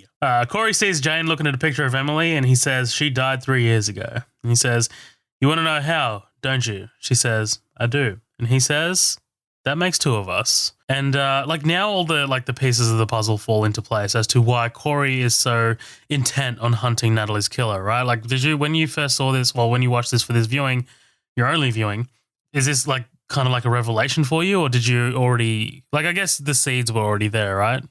Oh, yeah. I mean, we see the picture earlier on, and obviously, you know, the wife is saying, like, you couldn't drag me back into Strawberry or whatever town they're talking about from Red Dead. And then the thing about, oh, fuck. Where am I drawing a blank at? Oh, God damn it. There's something else in there that I was like, oh, yeah, there definitely seems to be, she's dead. Yeah, there's something. Well, obviously, you know, the little boy, you know, Casey, when he's like, oh, yeah, did she die like Emily? And, you know, blah, blah, blah. I was like, oh, okay, yeah, this is kind of, yeah, I think I could put it together at this point. Piece it together, yeah. But basically, they had a night off. He had a night off in Pinedale. They got a hotel, called the wife, and they spent the night together. Emily looked after Casey. She was 16 at the time. She had some friends over, and then it blew up into a party. He says some people came over that weren't friends. Cory says there's a lot that he doesn't know. Got the call the next morning from Natalie that Emily was missing. Right, like that's a pretty important establishment that they were friends, and that it was Natalie who called him that Emily was missing, which is pretty interesting. Mm-hmm. They tried planning for everything, but they let their guard down. You cannot blink. And man, Renner is just outstanding here. Like, this is the best I've seen of Jeremy Renner. And I've seen quite a few things of Jeremy Renner. First thing I saw him in was a movie called SWAT with Samuel L. Jackson and Colin Farrell. Oh, yeah. He was like the villain in that. And like that was way before he broke out. But yeah. Turns out a rancher found her body 20 miles away. Coyotes had got to her and they had a hard time identifying her. Fuck. Jane asked for the Sounds like one hell of a party. No, just terrible. Inappropriate jokes at tense moments. Many beers were chugged that night. Jane asks for the bathroom, and when she gets there, she breaks down. And man, you can see that the story had a toll on her, and she realizes how personal this is for Cory. And they obviously talk about Emily's poem, which is called "A Meadow in My Perfect World." The next day, the guys all meet up in 6 below zero cold. Yikes. I mean, that's 6 below in Fahrenheit, so I can only imagine what that is in Celsius. I think that's about negative 1,000 Celsius. Yeah, it's basically fucking. I'm trying to think of like a metaphor, but probably not. It's basically the Arctic. Cory's going to follow the tracks up the mountain. Jane's going to go with the county sheriffs to question the oil rig security guys because she's the only one with jurisdiction. They point out that she doesn't have a warrant, so she's going to ask real nice. And man, this is one of my favorite shots in the movie, right? Like you probably knew this immediately. This was my favorite shot in the movie. Oh, one of them. Actually, my favorite shot's coming up. But this shot as the camera just comes over this peak and you close in on the convoy as they're just driving along the road. It's awesome. Yeah, I did that. I did have some questions here as to why, like, because Cory is out tracking the lion, right? He doesn't go with them to the drill site, correct? Like, he's out tracking the lion? Well, no, Cory's investigating the sled tracks up that mountain. Okay, I thought because he doesn't like, because remember he says that sled track will take you out to where her body was, like, because like I mean they're just investigating these security guys because they just want to know about Matt Rayburn. That's all these guys want to do. Whereas Cory is kind of like, all right, like that sled track took her body up past that mountain, so I kind of want to see where that track leads. And initially, when he gets up there, we'll talk about this soon. But like when he gets up there, he assumes that the body was, I guess it had something to do with the lions, with that den. But when in actuality, he realizes that the sled tracks go past the den and down to the oil rig site. Okay, for a second there, I was like, wow, that's weird. I figured he was just like, hey, you guys are going to question these guys. You don't really need me. I'm not a cop. I can't question anybody. So I'm going to go do this thing I was supposed to do earlier on. And then he looks up and he's like, oh, wait, like, because when he's walking, he's not following like the sled tracks. He's following the paw prints. And then he looks up and sees the sled tracks. So I was like, oh, that's weird. I guess he's still, because he's still got a job to do. I guess he's still hunting the lion. But I don't know. I guess that's kind of a coincidence. It's like, oh, cool. There's the lion and the sled tracks right next to each other. No, yeah, absolutely. But yeah, so Jane and the marshals meet with the security team leader, and one by one, the other security team guys show up. They ask about Matt Rayburn, and the leader doesn't know where he is. Right? He says Matt got into a fight and he took off. Jane says the two guys look a little torn up, but they brushed it off, just saying that it was just branches because it's a part of their job apparently.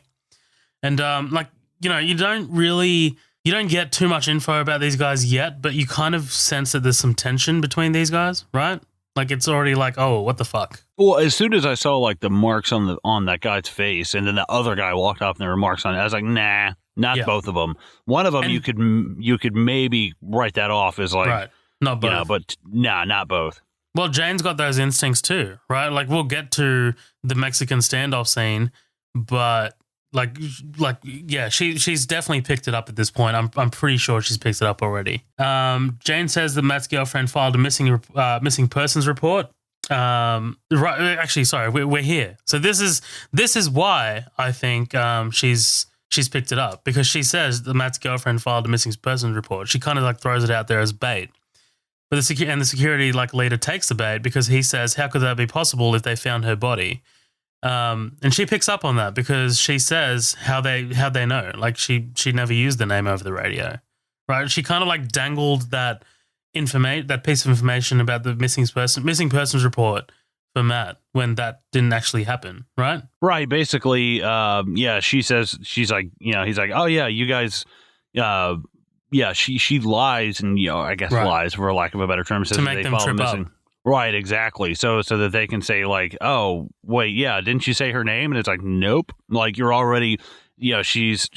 I don't know. It's a cool redemptive moment for her to use those kind of tactics, that Ben and Cory don't have, to just kind of like these almost like pseudo interrogation tactics to be like, I don't know, throw out information and see if they give anything more specific than what they're supposed to. I don't know. I think that's really interesting. Yeah. We already know she's a great cop, right? Like we know she's a great cop. We just know that she's out of her element with where they are literally. But yeah. And man, this is something that I love. I love this entire sort of Tarantino-esque Mexican standoff, because one of the sheriffs noticed like one of the security guys flanking him, and all hell just breaks loose, right? Well, and how the fuck do these guys think, the guy says, he's like, you guys are, what does he say? They've got him in I can't remember the exact wording. Right. And basically they've surrounded him, and he notices it, and it's like, hey, well, what do you think you're doing? Like, you guys, as a cop, I think he just understands. He's like, I am not supposed to, I do not need you standing behind me. You need to be standing in front of me visibly where I can see you. And all three of them have him on all sides. Absolutely. And these guys are armed. Right. And at the same time, like, I get it. These guys are a security team. A little heavy on this, like the Kevlar jackets and like fucking assault rifles and shit. I'm like, what are you guys guarding out here? Like, this seems kind of nuts.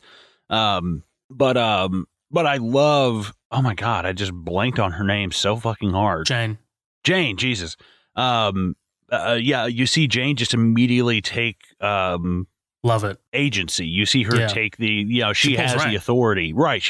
She pulls rank, the situational awareness to be like, hey, I am a federal officer. Like, fuck all of you. I don't care if this is private property. Like, you just drew federal property. Right, exactly. Like you just drew guns on all of us. Like, I don't care. He is a police officer and he is working with me. If he pulls a gun on you, you do not pull a gun back on. I don't give a fuck.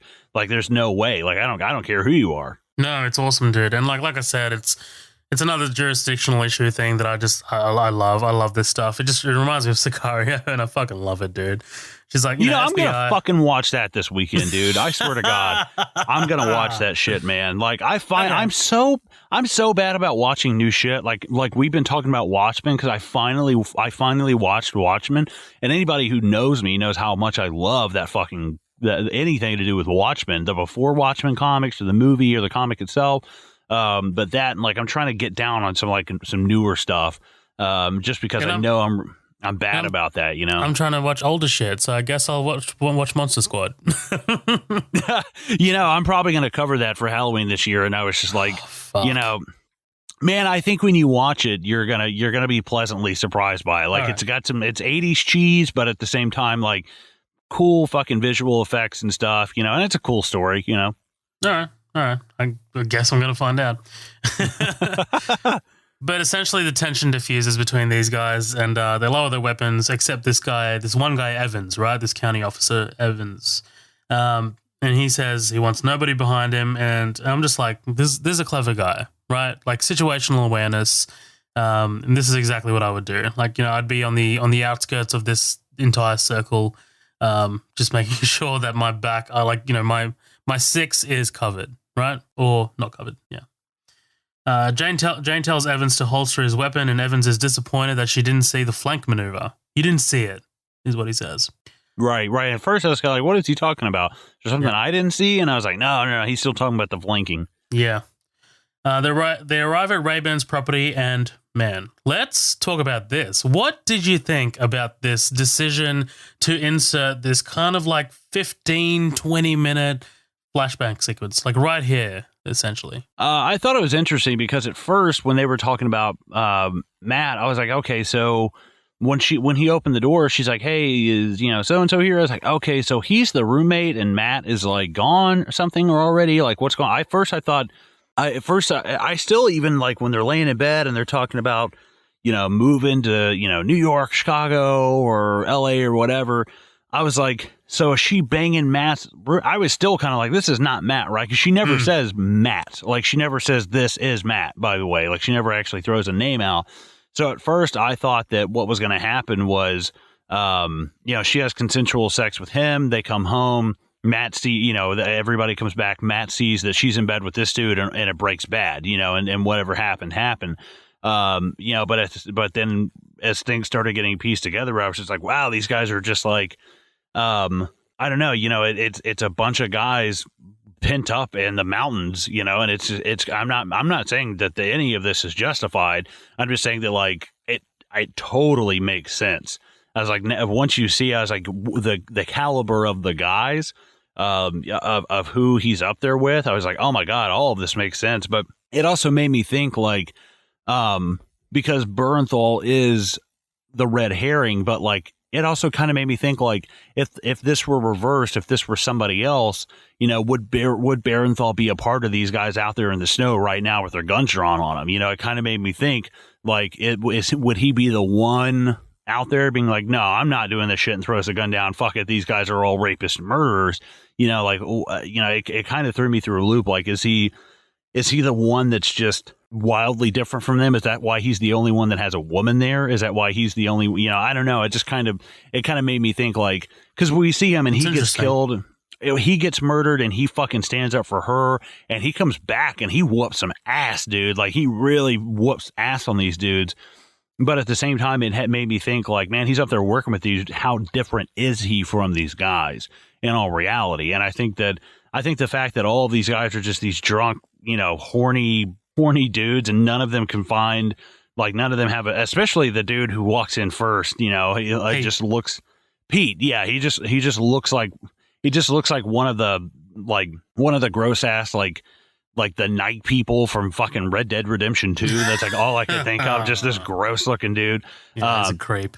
But I do think it's interesting, looking at all of them, just from looks alone. You look at Bernthal and he's like, I don't know, for one thing, what a fucking sexy man. Good God. I mean, yeah. The beard. I'm straight, but the guy's got to be questioning myself. I was looking at his beard and I was like, I need to trim my shit like that. Like, he's got it low on the jawline and the sides of the goatee, like below the lip are trimmed. And I was like, I dig that, man. I really dig it. I do like this scene just because it explains good context. Right. And it's kind of like, it kind of reminded me of, a certain movie that I went and saw in theaters lately that I really wasn't, happy with. And it kind of told you exactly what happened before everything unfolded. And I was like, oh, okay. Like, this is interesting. But no, I really dig this because it shows you that Matt is not a part of this. And it kind of is like, I don't know. It's interesting because Pete is definitely the aggressor in all of this. And the other guys need to keep, these other guys need to fuck off and pull Pete out of there and say, what the fuck is going on?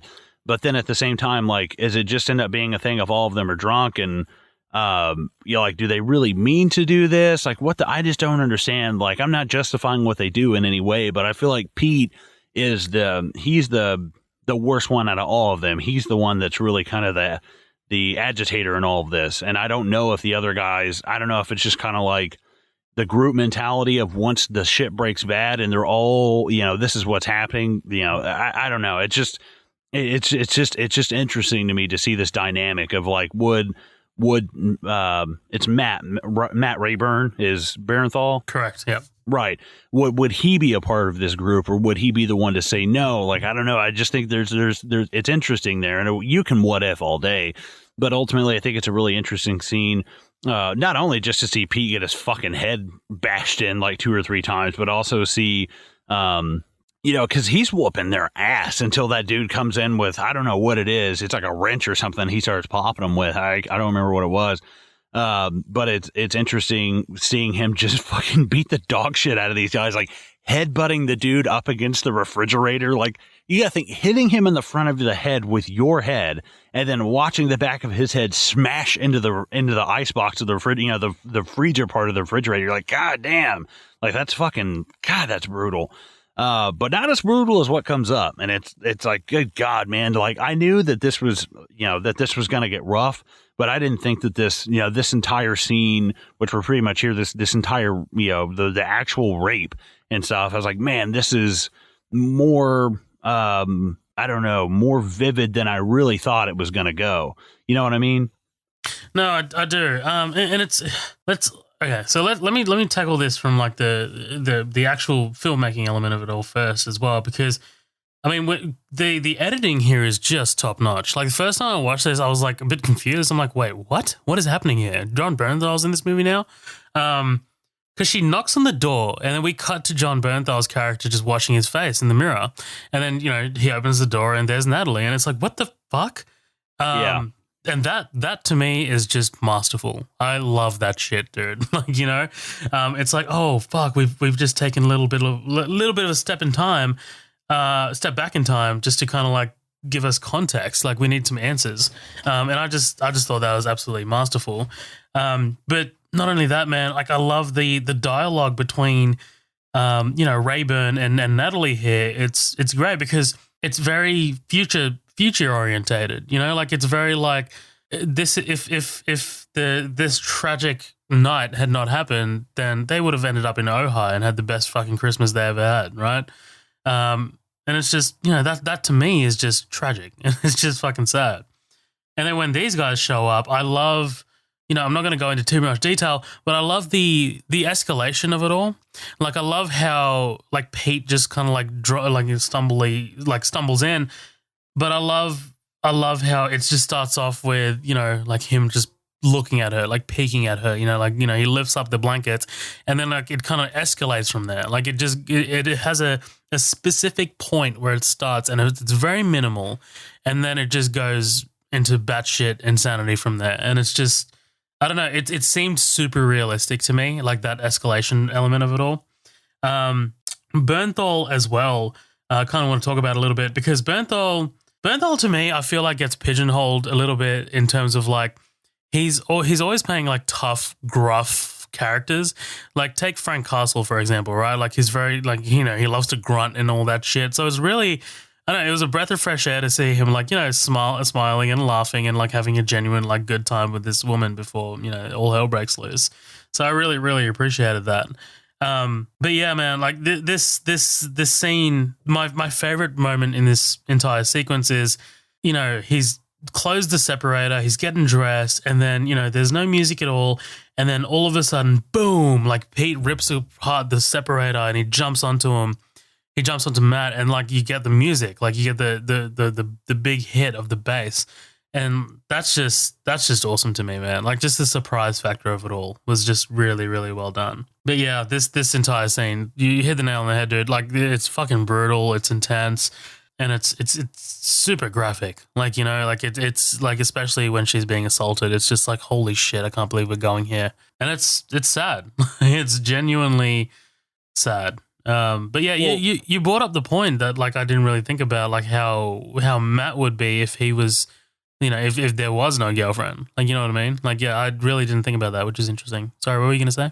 No, you're fine. The thing that, I mean, I love seeing Pete get his fucking face smashed in. Like, he punches him like 6 or 7 times before someone can get to Matt. And even then, Matt is just like working these fucking guys. Like he's just like these guys had like a room full of people. Like it's like that fucking scene from Old Boy. Like they just don't even stand a chance. Like he's just working them. But even then, after they hit him in the face and they start assaulting her, boom, he comes rushing right back in and just starts fucking them up. And the brilliance of it is just like as she starts, like pulling her pants back up and she's leaving, you see the look on Barenthal's face like, go, get out. Like, I don't even think he says anything, but the look on his face is like, run, get the fuck out. Don't make this be for nothing. It's the situation we're in. Get the fuck out. And that's, you can see the look on her face as she leaves of regret. But at the same time, the look on his face is just like, run now, like, get the fuck out of here. Like, go to Ojai and get the fuck out. Like, don't come back. So I don't know. I really appreciated this whole scene of the red herring with Matt, but also at the same time, there's something, there's something interesting in seeing these guys, because when they first pull up, the security team is like, oh yeah, man, we really worried about Matt. We haven't seen him. Like, what's going on? Blah, blah, blah. And there's just no, like, except for the scratches on their face, which I kind of now, in hindsight, I wish Pete had been the one that gotten scratched up, because in a lot of sexual assaults, that's very common. They pull the skin cells, from under the fingernails. Right, exactly. So I kind of wish Pete was the one that got scratched up and that the other guys look fine, because I don't like the physical indication definitely is the first thing that kind of tips you off. And then the whole thing of, I didn't give a name. You're putting me in this, what the fuck is going on? So I kind of wish they had left the physical indication out, because as soon as I saw it, I was like, they did it. Something's up. Yeah. Something happened. Absolutely. Yeah. I wish it would have been a little bit more ambiguous, I guess. Just one more point before we do move on. As Rayburn tackles Pete off his girlfriend, the scream, dude, like the scream that Rayburn, like Bernthal's voice is just so, it sounds so primal, like, you know what I mean? It sounds so like, I don't know, there's just something about it that's just beastly. I love it. Right, yeah, and I need to go back and watch Baby Driver. I keep forgetting that he's in that. Good movie. Yeah, I like me some Bernthal. Yeah. So I just wrote, the Punisher just lays into Pete. Right. Yeah. And then we just, again, cut back to Jane knocking on the door, right? Like, it's like I love it. It's like a nice little pause, hold, let me give you some context, and then we come back, right? It's great. And then, like, now this scene has completely changed, because we know exactly, we have an inkling as to what's about to happen. And we're watching Jane knock on the door as if like no time has passed, but we've been given so much more information since then that we're just like, okay, shit's about to break loose. Dude, I love it. I love this guy. The team leader is giving like Pete the information. He says, FBI is standing in front of the door, open up, right? Like he's kind of like giving him the direction, and then boom, shotgun blast. This just erupts, dude. Like Pete's in the cabin. He's got a goddamn assault rifle, and I love just no music. All you hear is just the gunfire, dude. Like, it's just, it's great. Talk to me about this. Yeah, again, like the non-glorification of the violence. The only time it's really even minutely glorified is when Cory is popping them off with that fucking the goddamn RoboCop killing gun from RoboCop. That big ass rifle just like blasted people back. But as soon as it's just the chaos of it, like everybody shooting at everybody. Does Ben die, or does he just lay down from like, hey, I got shot, I'm chilling for a second? Like, or is he dead? They never really address that. Right. I'm assuming everyone here is dead. Right. Okay. I think that makes, and it sucks. I fucking hate that. I really like Ben. I wish fucking Elizabeth Olsen would just die, because I really like Ben. No, but no, the way that some of it is shown close up, but when they start shooting at each other, it's far away, and you just see it's just impossible to pick out like who's shooting at who, what's going on. I love after she gets shot, she just pops, like, just destroys that guy's fucking kneecaps with that revolver or the pistol, and then pops someone in the head. But yeah, it totally outnumbered, totally outmatched with the weaponry and stuff. But I love Cory rocking up as pretty much they think like, yeah, like, they're done, they're good here. And you just know, like, he's coming, like, he is just around the corner or he's already there. Like, the shit's already hit the fan. But I mean, I don't know. I don't want to say it just totally caught me out of left field, but I just did not think this was going to end in this kind of just a total massacre shootout, Yeah, dude, I just love the way this ends up. Like, I love how quick it is as well. Like, it's brutal, but at the same time, it's like a flash of lightning, right? Like, it's over before you blink. My favorite shot in the entire movie is, of course, Cory out in the distance and, camouflage, and then you don't really see him until you see the muzzle flash. That's fucking awesome to me, dude. I love that shit. And it's just, it's fucking great. But yeah, the security team get the upper hand, and man, these guys are crazy. They're just like double tapping the injured deputies. Fuck, crazy. Oh yeah, like holy shit. Well, Right. And what is your plan? Like, 3 cops from the local precinct And went a up fed. there, right? And a fed and a game warden, basically. Like, what did you think? Like, oh yeah, Let's run for it. Yeah, probably. right. Well, yeah, and one of our guys is missing, and 3 of your cops, and this dude, and this chick. I don't know what happened, man. It's weird.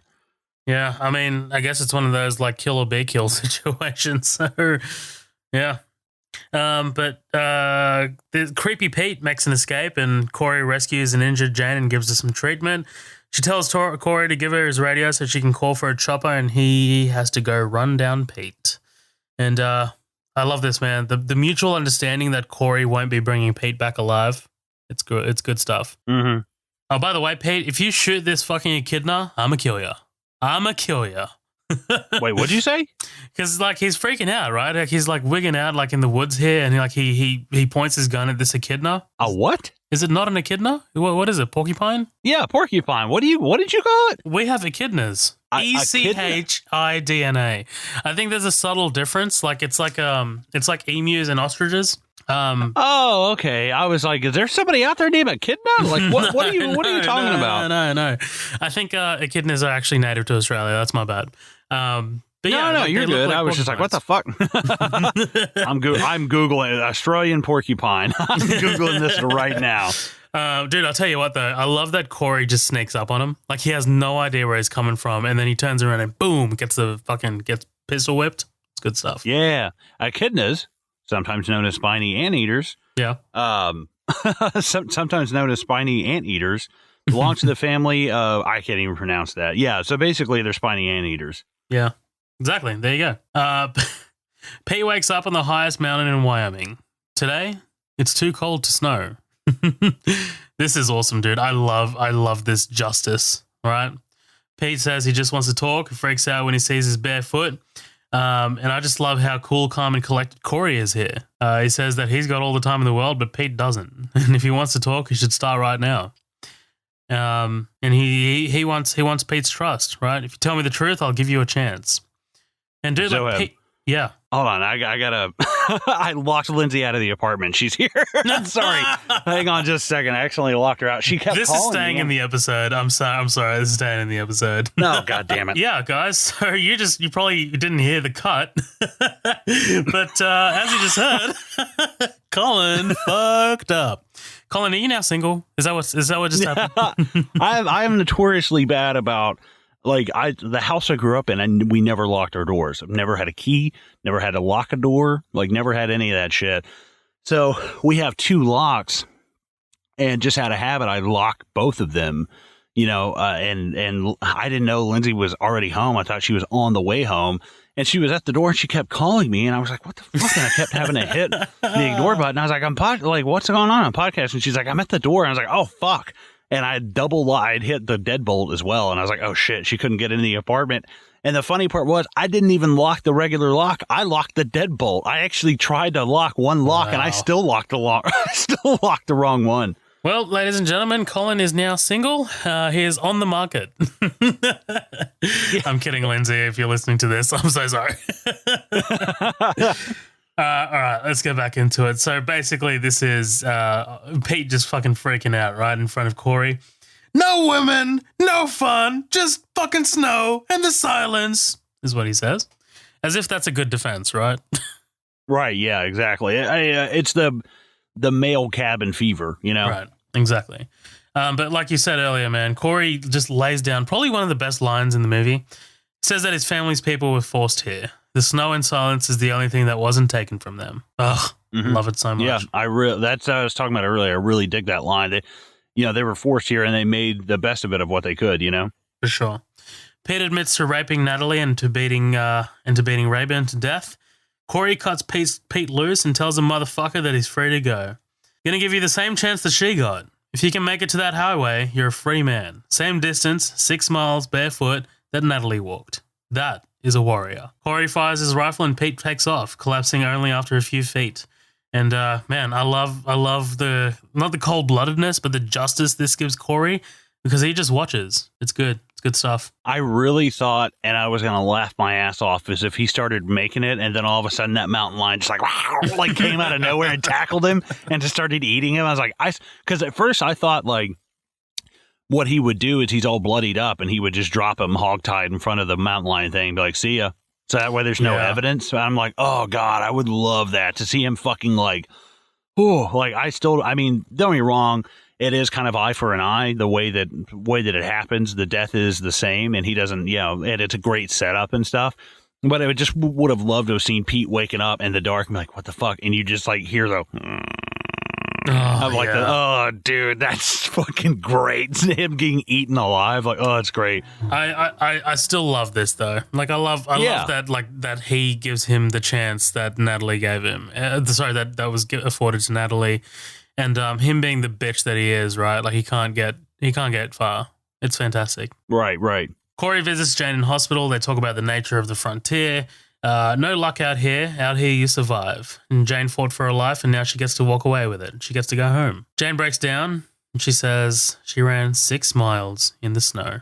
And obviously Jane's, this basically means that she's proud and amazed and proud of, sorry, I said proud twice, proud and amazed of Natalie. Yeah, it's good stuff, man. I really like this kind of like ending final sequence with Jane here. It's beautiful. Yeah, I like it. I think she walks out obviously not unscathed. And at the same time, she can kind of understand now where she's like, this is, I don't know. I think she has an appreciation for more stuff like this, where it's not just like a small podunk. Oh, yeah, I'm in a small podunk town, and what are these hicks doing? Blah blah blah. I feel like that's kind of a mentality that she has when she comes into it, but that she ends up walking away with this kind of like evil. Even if it is just a small, if you want to call it like a, for lack of a better term, podunk kind of town.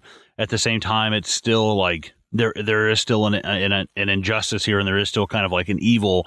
And I think if anything, this should definitely help her with like, I think she was very like by the book statistic kind of thing. And I think that this would, make her thinking a bit more subjective. I get you. Yeah. Right. Well, and if you look at Cory and Ben, and they're kind of like the old school lawman kind of way of like the simplest explanation is probably I feel like we don't need all this like textbook high-tech shit. Like, there's simpler ways to solve stuff. And I think that would just, I don't know. She seems kind of frigid about stuff like that. You know what I mean? Yeah, absolutely. In the final scene, Cory pays a visit to the Hansen family home. He tucks Mrs. Hansen in and says that she's been going through Natalie's possessions. People move on, I guess, right? Or don't in different ways. This is what Sheridan is trying to get through to us. This is the grief of a mother, and this is like 100% realistic, man. Like I could totally see this happening. Like she's just kind of curled up in her daughter's own bed, photos and memories all strewn about the bedroom. It's deep. It's dark as well, because what does this lead to, right? Like how do you move on from this? Yeah, I thought for sure they were both going to be dead. I was like, oh fuck, they're going to be dead, man. She'd have killed himself or he'd have killed himself or something. I was like, but one of them's going to be dead. And I was like, when I saw her in the bed, I was like, oh no. Well, he comes close, right? I mean, like we find out that the father did consider doing that, Right. This is just about to come up here. But just before we go to that sequence, I really like that there's a photo of Natalie and Emily that's like in Natalie's room. And, Cory goes up to it and, he has his little moment. It's great. It's fantastic. Right. That's where I think that bridges get crossed in this, where it's just like, where my story is now kind of coming to an end. Their story is just kind of beginning. And I think that I need to get kind of, I don't want to say get over it, but like I need to push myself towards reconciliation so I can help these people reconcile. Yeah. It's good stuff. No, I didn't pick up on that. Well done. Thank you. You're smarter than I thought. It's funny. I'm smarter than you, but you pick better movies. It's weird. It is weird. Fucking Batman Begins. Come on. No, I'm kidding. I'm kidding. But Flatliners, anyone? Oh, God. Wolf? What the fuck? Those were the good old days. You wasted an entire episode on us covering Wolf. Patrick Harrington likes Wolf, and I appreciate the fact that he said he went out of his way one day to be like, hey, Wolf was a good episode. I was like, oh, yeah, we did Wolf. Fuck. Those are the old days. Mm-hmm. All right. Outside, Mr. Hansen sits on the ground, legs crossed with war paint on his face. His death face, as he calls it. I love him being like, I don't know what it is, but he made it up because there's no one left to teach him. Yikes. He was ready to quit until the phone rang. His son, Chip, called him first time in a year, and he says, heard there's one still missing, and I love Cory's response. No one's missing. Cory says he went out with a whimper. They sit together and miss their own daughters. Love it, dude. I love this entire sequence. A bunch of pussies. No, wow. No, I do love the fact that he's just like, I don't even know what I'm wearing. I don't even know what this is. He's like, all I know is that it's traditional. Yeah. Right. Yeah. I like that. In the closing card, we get some statistics, right? Or lack thereof, rather. Quote, while missing person statistics are compiled for every other demographic, none exist for Native American women. No one knows exactly how many are missing. Boom. Written and directed by Taylor Sheridan. Yeah, it's super fucked up. I was reading about that. I think they're trying to pass some laws through the Senate to get more things done. But I was reading something like there's like between the ages of 10 and 34, there's a 95% increase of the chance of like sexual assault or homicide among like Native American women on reservations and stuff. It's like, holy shit. So, I know that we're in an age of bringing kind of the enlightening ourselves to other cultures and stuff. And, like I said, it's great that like there is a day that's like acknowledgement of missing Native Americans Women's Day or something. It's like May 5th or something like that. And, it's great. We can move on and be progressive and stop calling them Indians and call them Native Americans. But at the same time, none of that fucking shit matters when you have something like this. Like, it all seems like unbelievably small acknowledgement of what is actually going on. The fact that, imagine, I don't know, imagine if that statistic came out and we're like, there are no statistics about African American women going missing. Like, oh my God, the world, like, Jesus Christ, the internet would be on fire.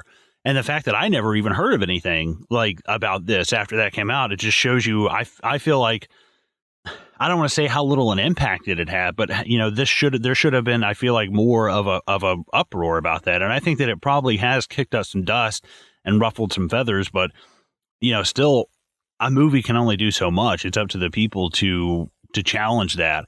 And I think that it's a great starting point for sure. At least somebody raised some kind of awareness about it. But at the same time, this is something that I feel like everybody should be aware of. And the fact that it seems like almost, I don't know a lot of people that have seen this movie, let alone know that statistic, and that's fucking frightening, to be honest. Well, I mean, think about it, right? This movie only made $45 million, which is, while profitable, it's still nothing. This movie didn't get nominated for any Oscars or any Golden Globes, which it 100% should have. And it just got buried under the rug. And it only came out, 2 years ago? Fuck. Yeah, like 2017, 2016 or 17? 17, yeah. Oh. I did see something where, this was produced by like the Weinstein Company, and that Taylor Sheridan contacted whoever and was like, take your fucking name off of it now. And they were like, all right. They caved. They're like, cool. And Nick Cave, by the way, helped Nick Cave in The Bad Seed. Yeah. He helped produce. He was like part of the music team on this. I'm not sure it was him and somebody else, but I know I saw his name in the credits for the music. So that's pretty cool. I'm not a huge Nick Cave fan, but I know who he is. Yeah, no, absolutely. Before we lead into our final thoughts, I've got 2 negative 1-star reviews that I just want to read off.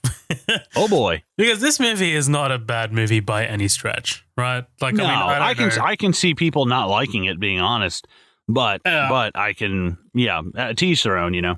All right, this is 1 star, and the heading is, "Did they really kill animals?" So we're in for a doozy. Here's the review. Oh God. I can't find out where they state if they killed real animals on this movie, but if they did, my rating of it is in the negative numbers. If they answer this and tell me 0 animals were hurt and or killed in it, then I will change my rating of it. 0 stars. Sorry, 1 star. Wow. What the fuck? Fantastic. Are you kidding me? Absolutely fantastic. Here's a little bit of a lengthier one. Still funny though. 1 star, and the heading is what? Question mark. And it's not even spelled W-H-A-T, it's spelled W-U-T. All right, here we go. Okay, allow me to preface by saying I'm a movie buff and pride myself in being totally objective when watching a movie. Hey, if you say that you're a movie buff, you're not a movie buff. Just right, yeah. right out there.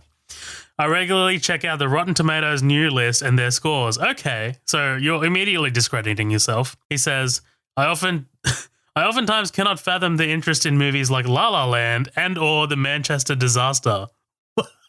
Okay. All right. I mean, both of them were nominated for many Oscars, but okay, cool. Well, I thought I had heard and seen it all until this Wind River epic failure. I read the reviews and I liked the actors, so I sat down with the Chica friend of mine. The what? Chica friend of mine. Oh, okay. Which I purposely study movies before suggesting them to her, and we proceeded to watch The Disaster.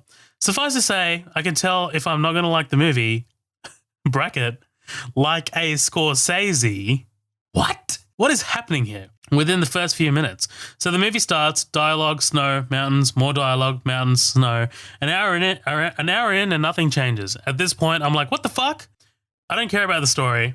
I don't care about the subject matter, and I don't care about the characters.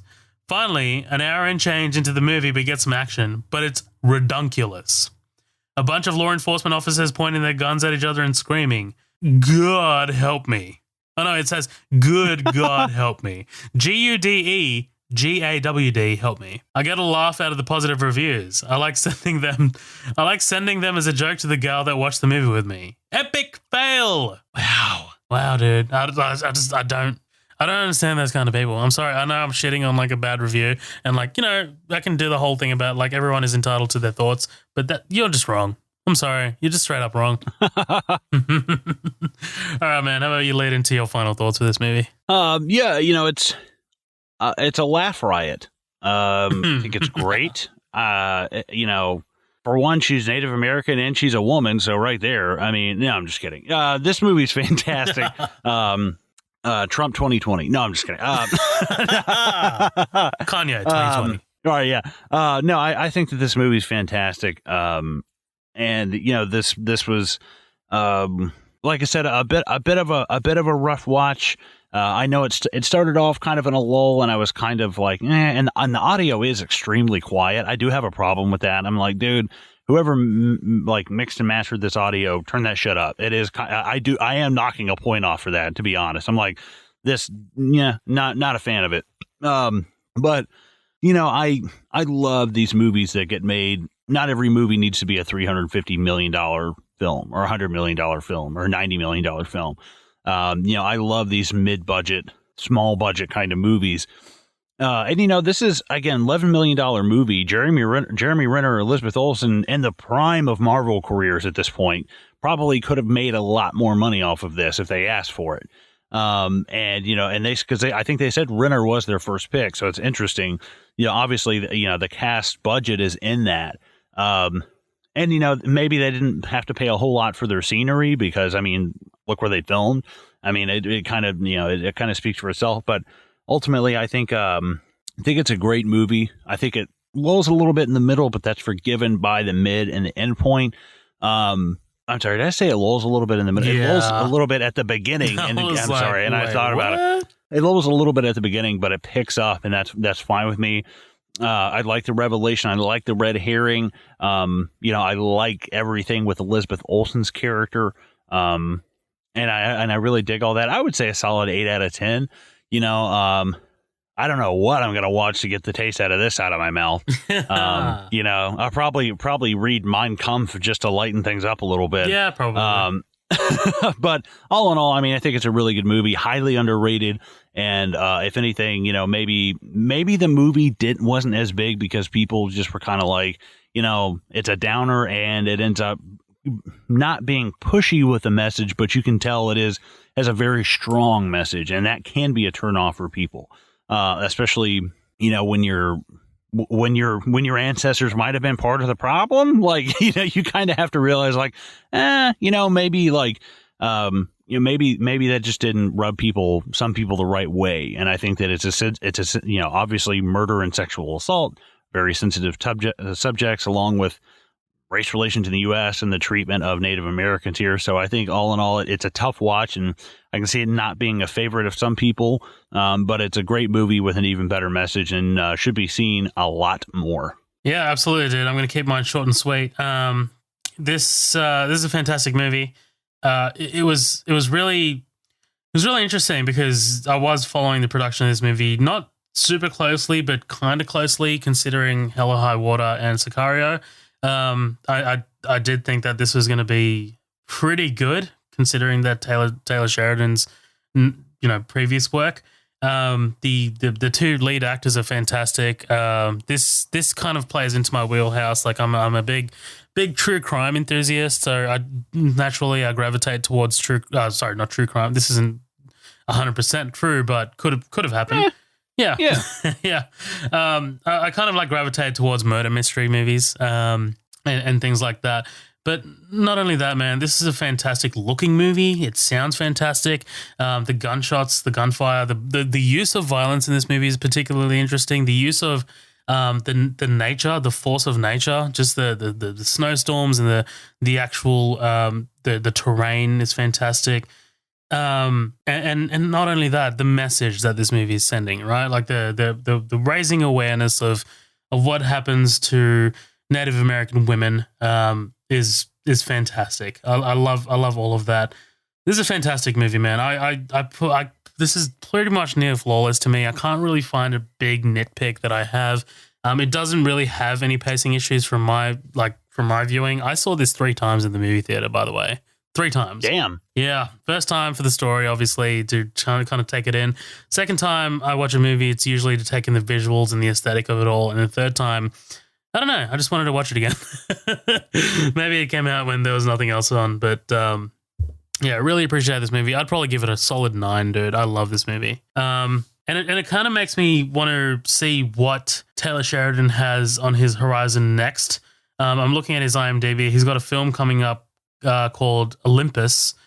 He's writing and directing it, and the synopsis is: a decorated soldier turned spy finds out he's descended from the Greek gods and could actually be humanity's last hope. Wow, that does not sound like Taylor Sheridan's wheelhouse. No, it doesn't. That sounds ambitious as fuck, and please don't fuck up your already perfect resume. That's all I'm saying. But yeah, Colin, I have nothing else to offer on this episode. So do you want to lead us the fuck out of here? Yeah, dude, that's fine.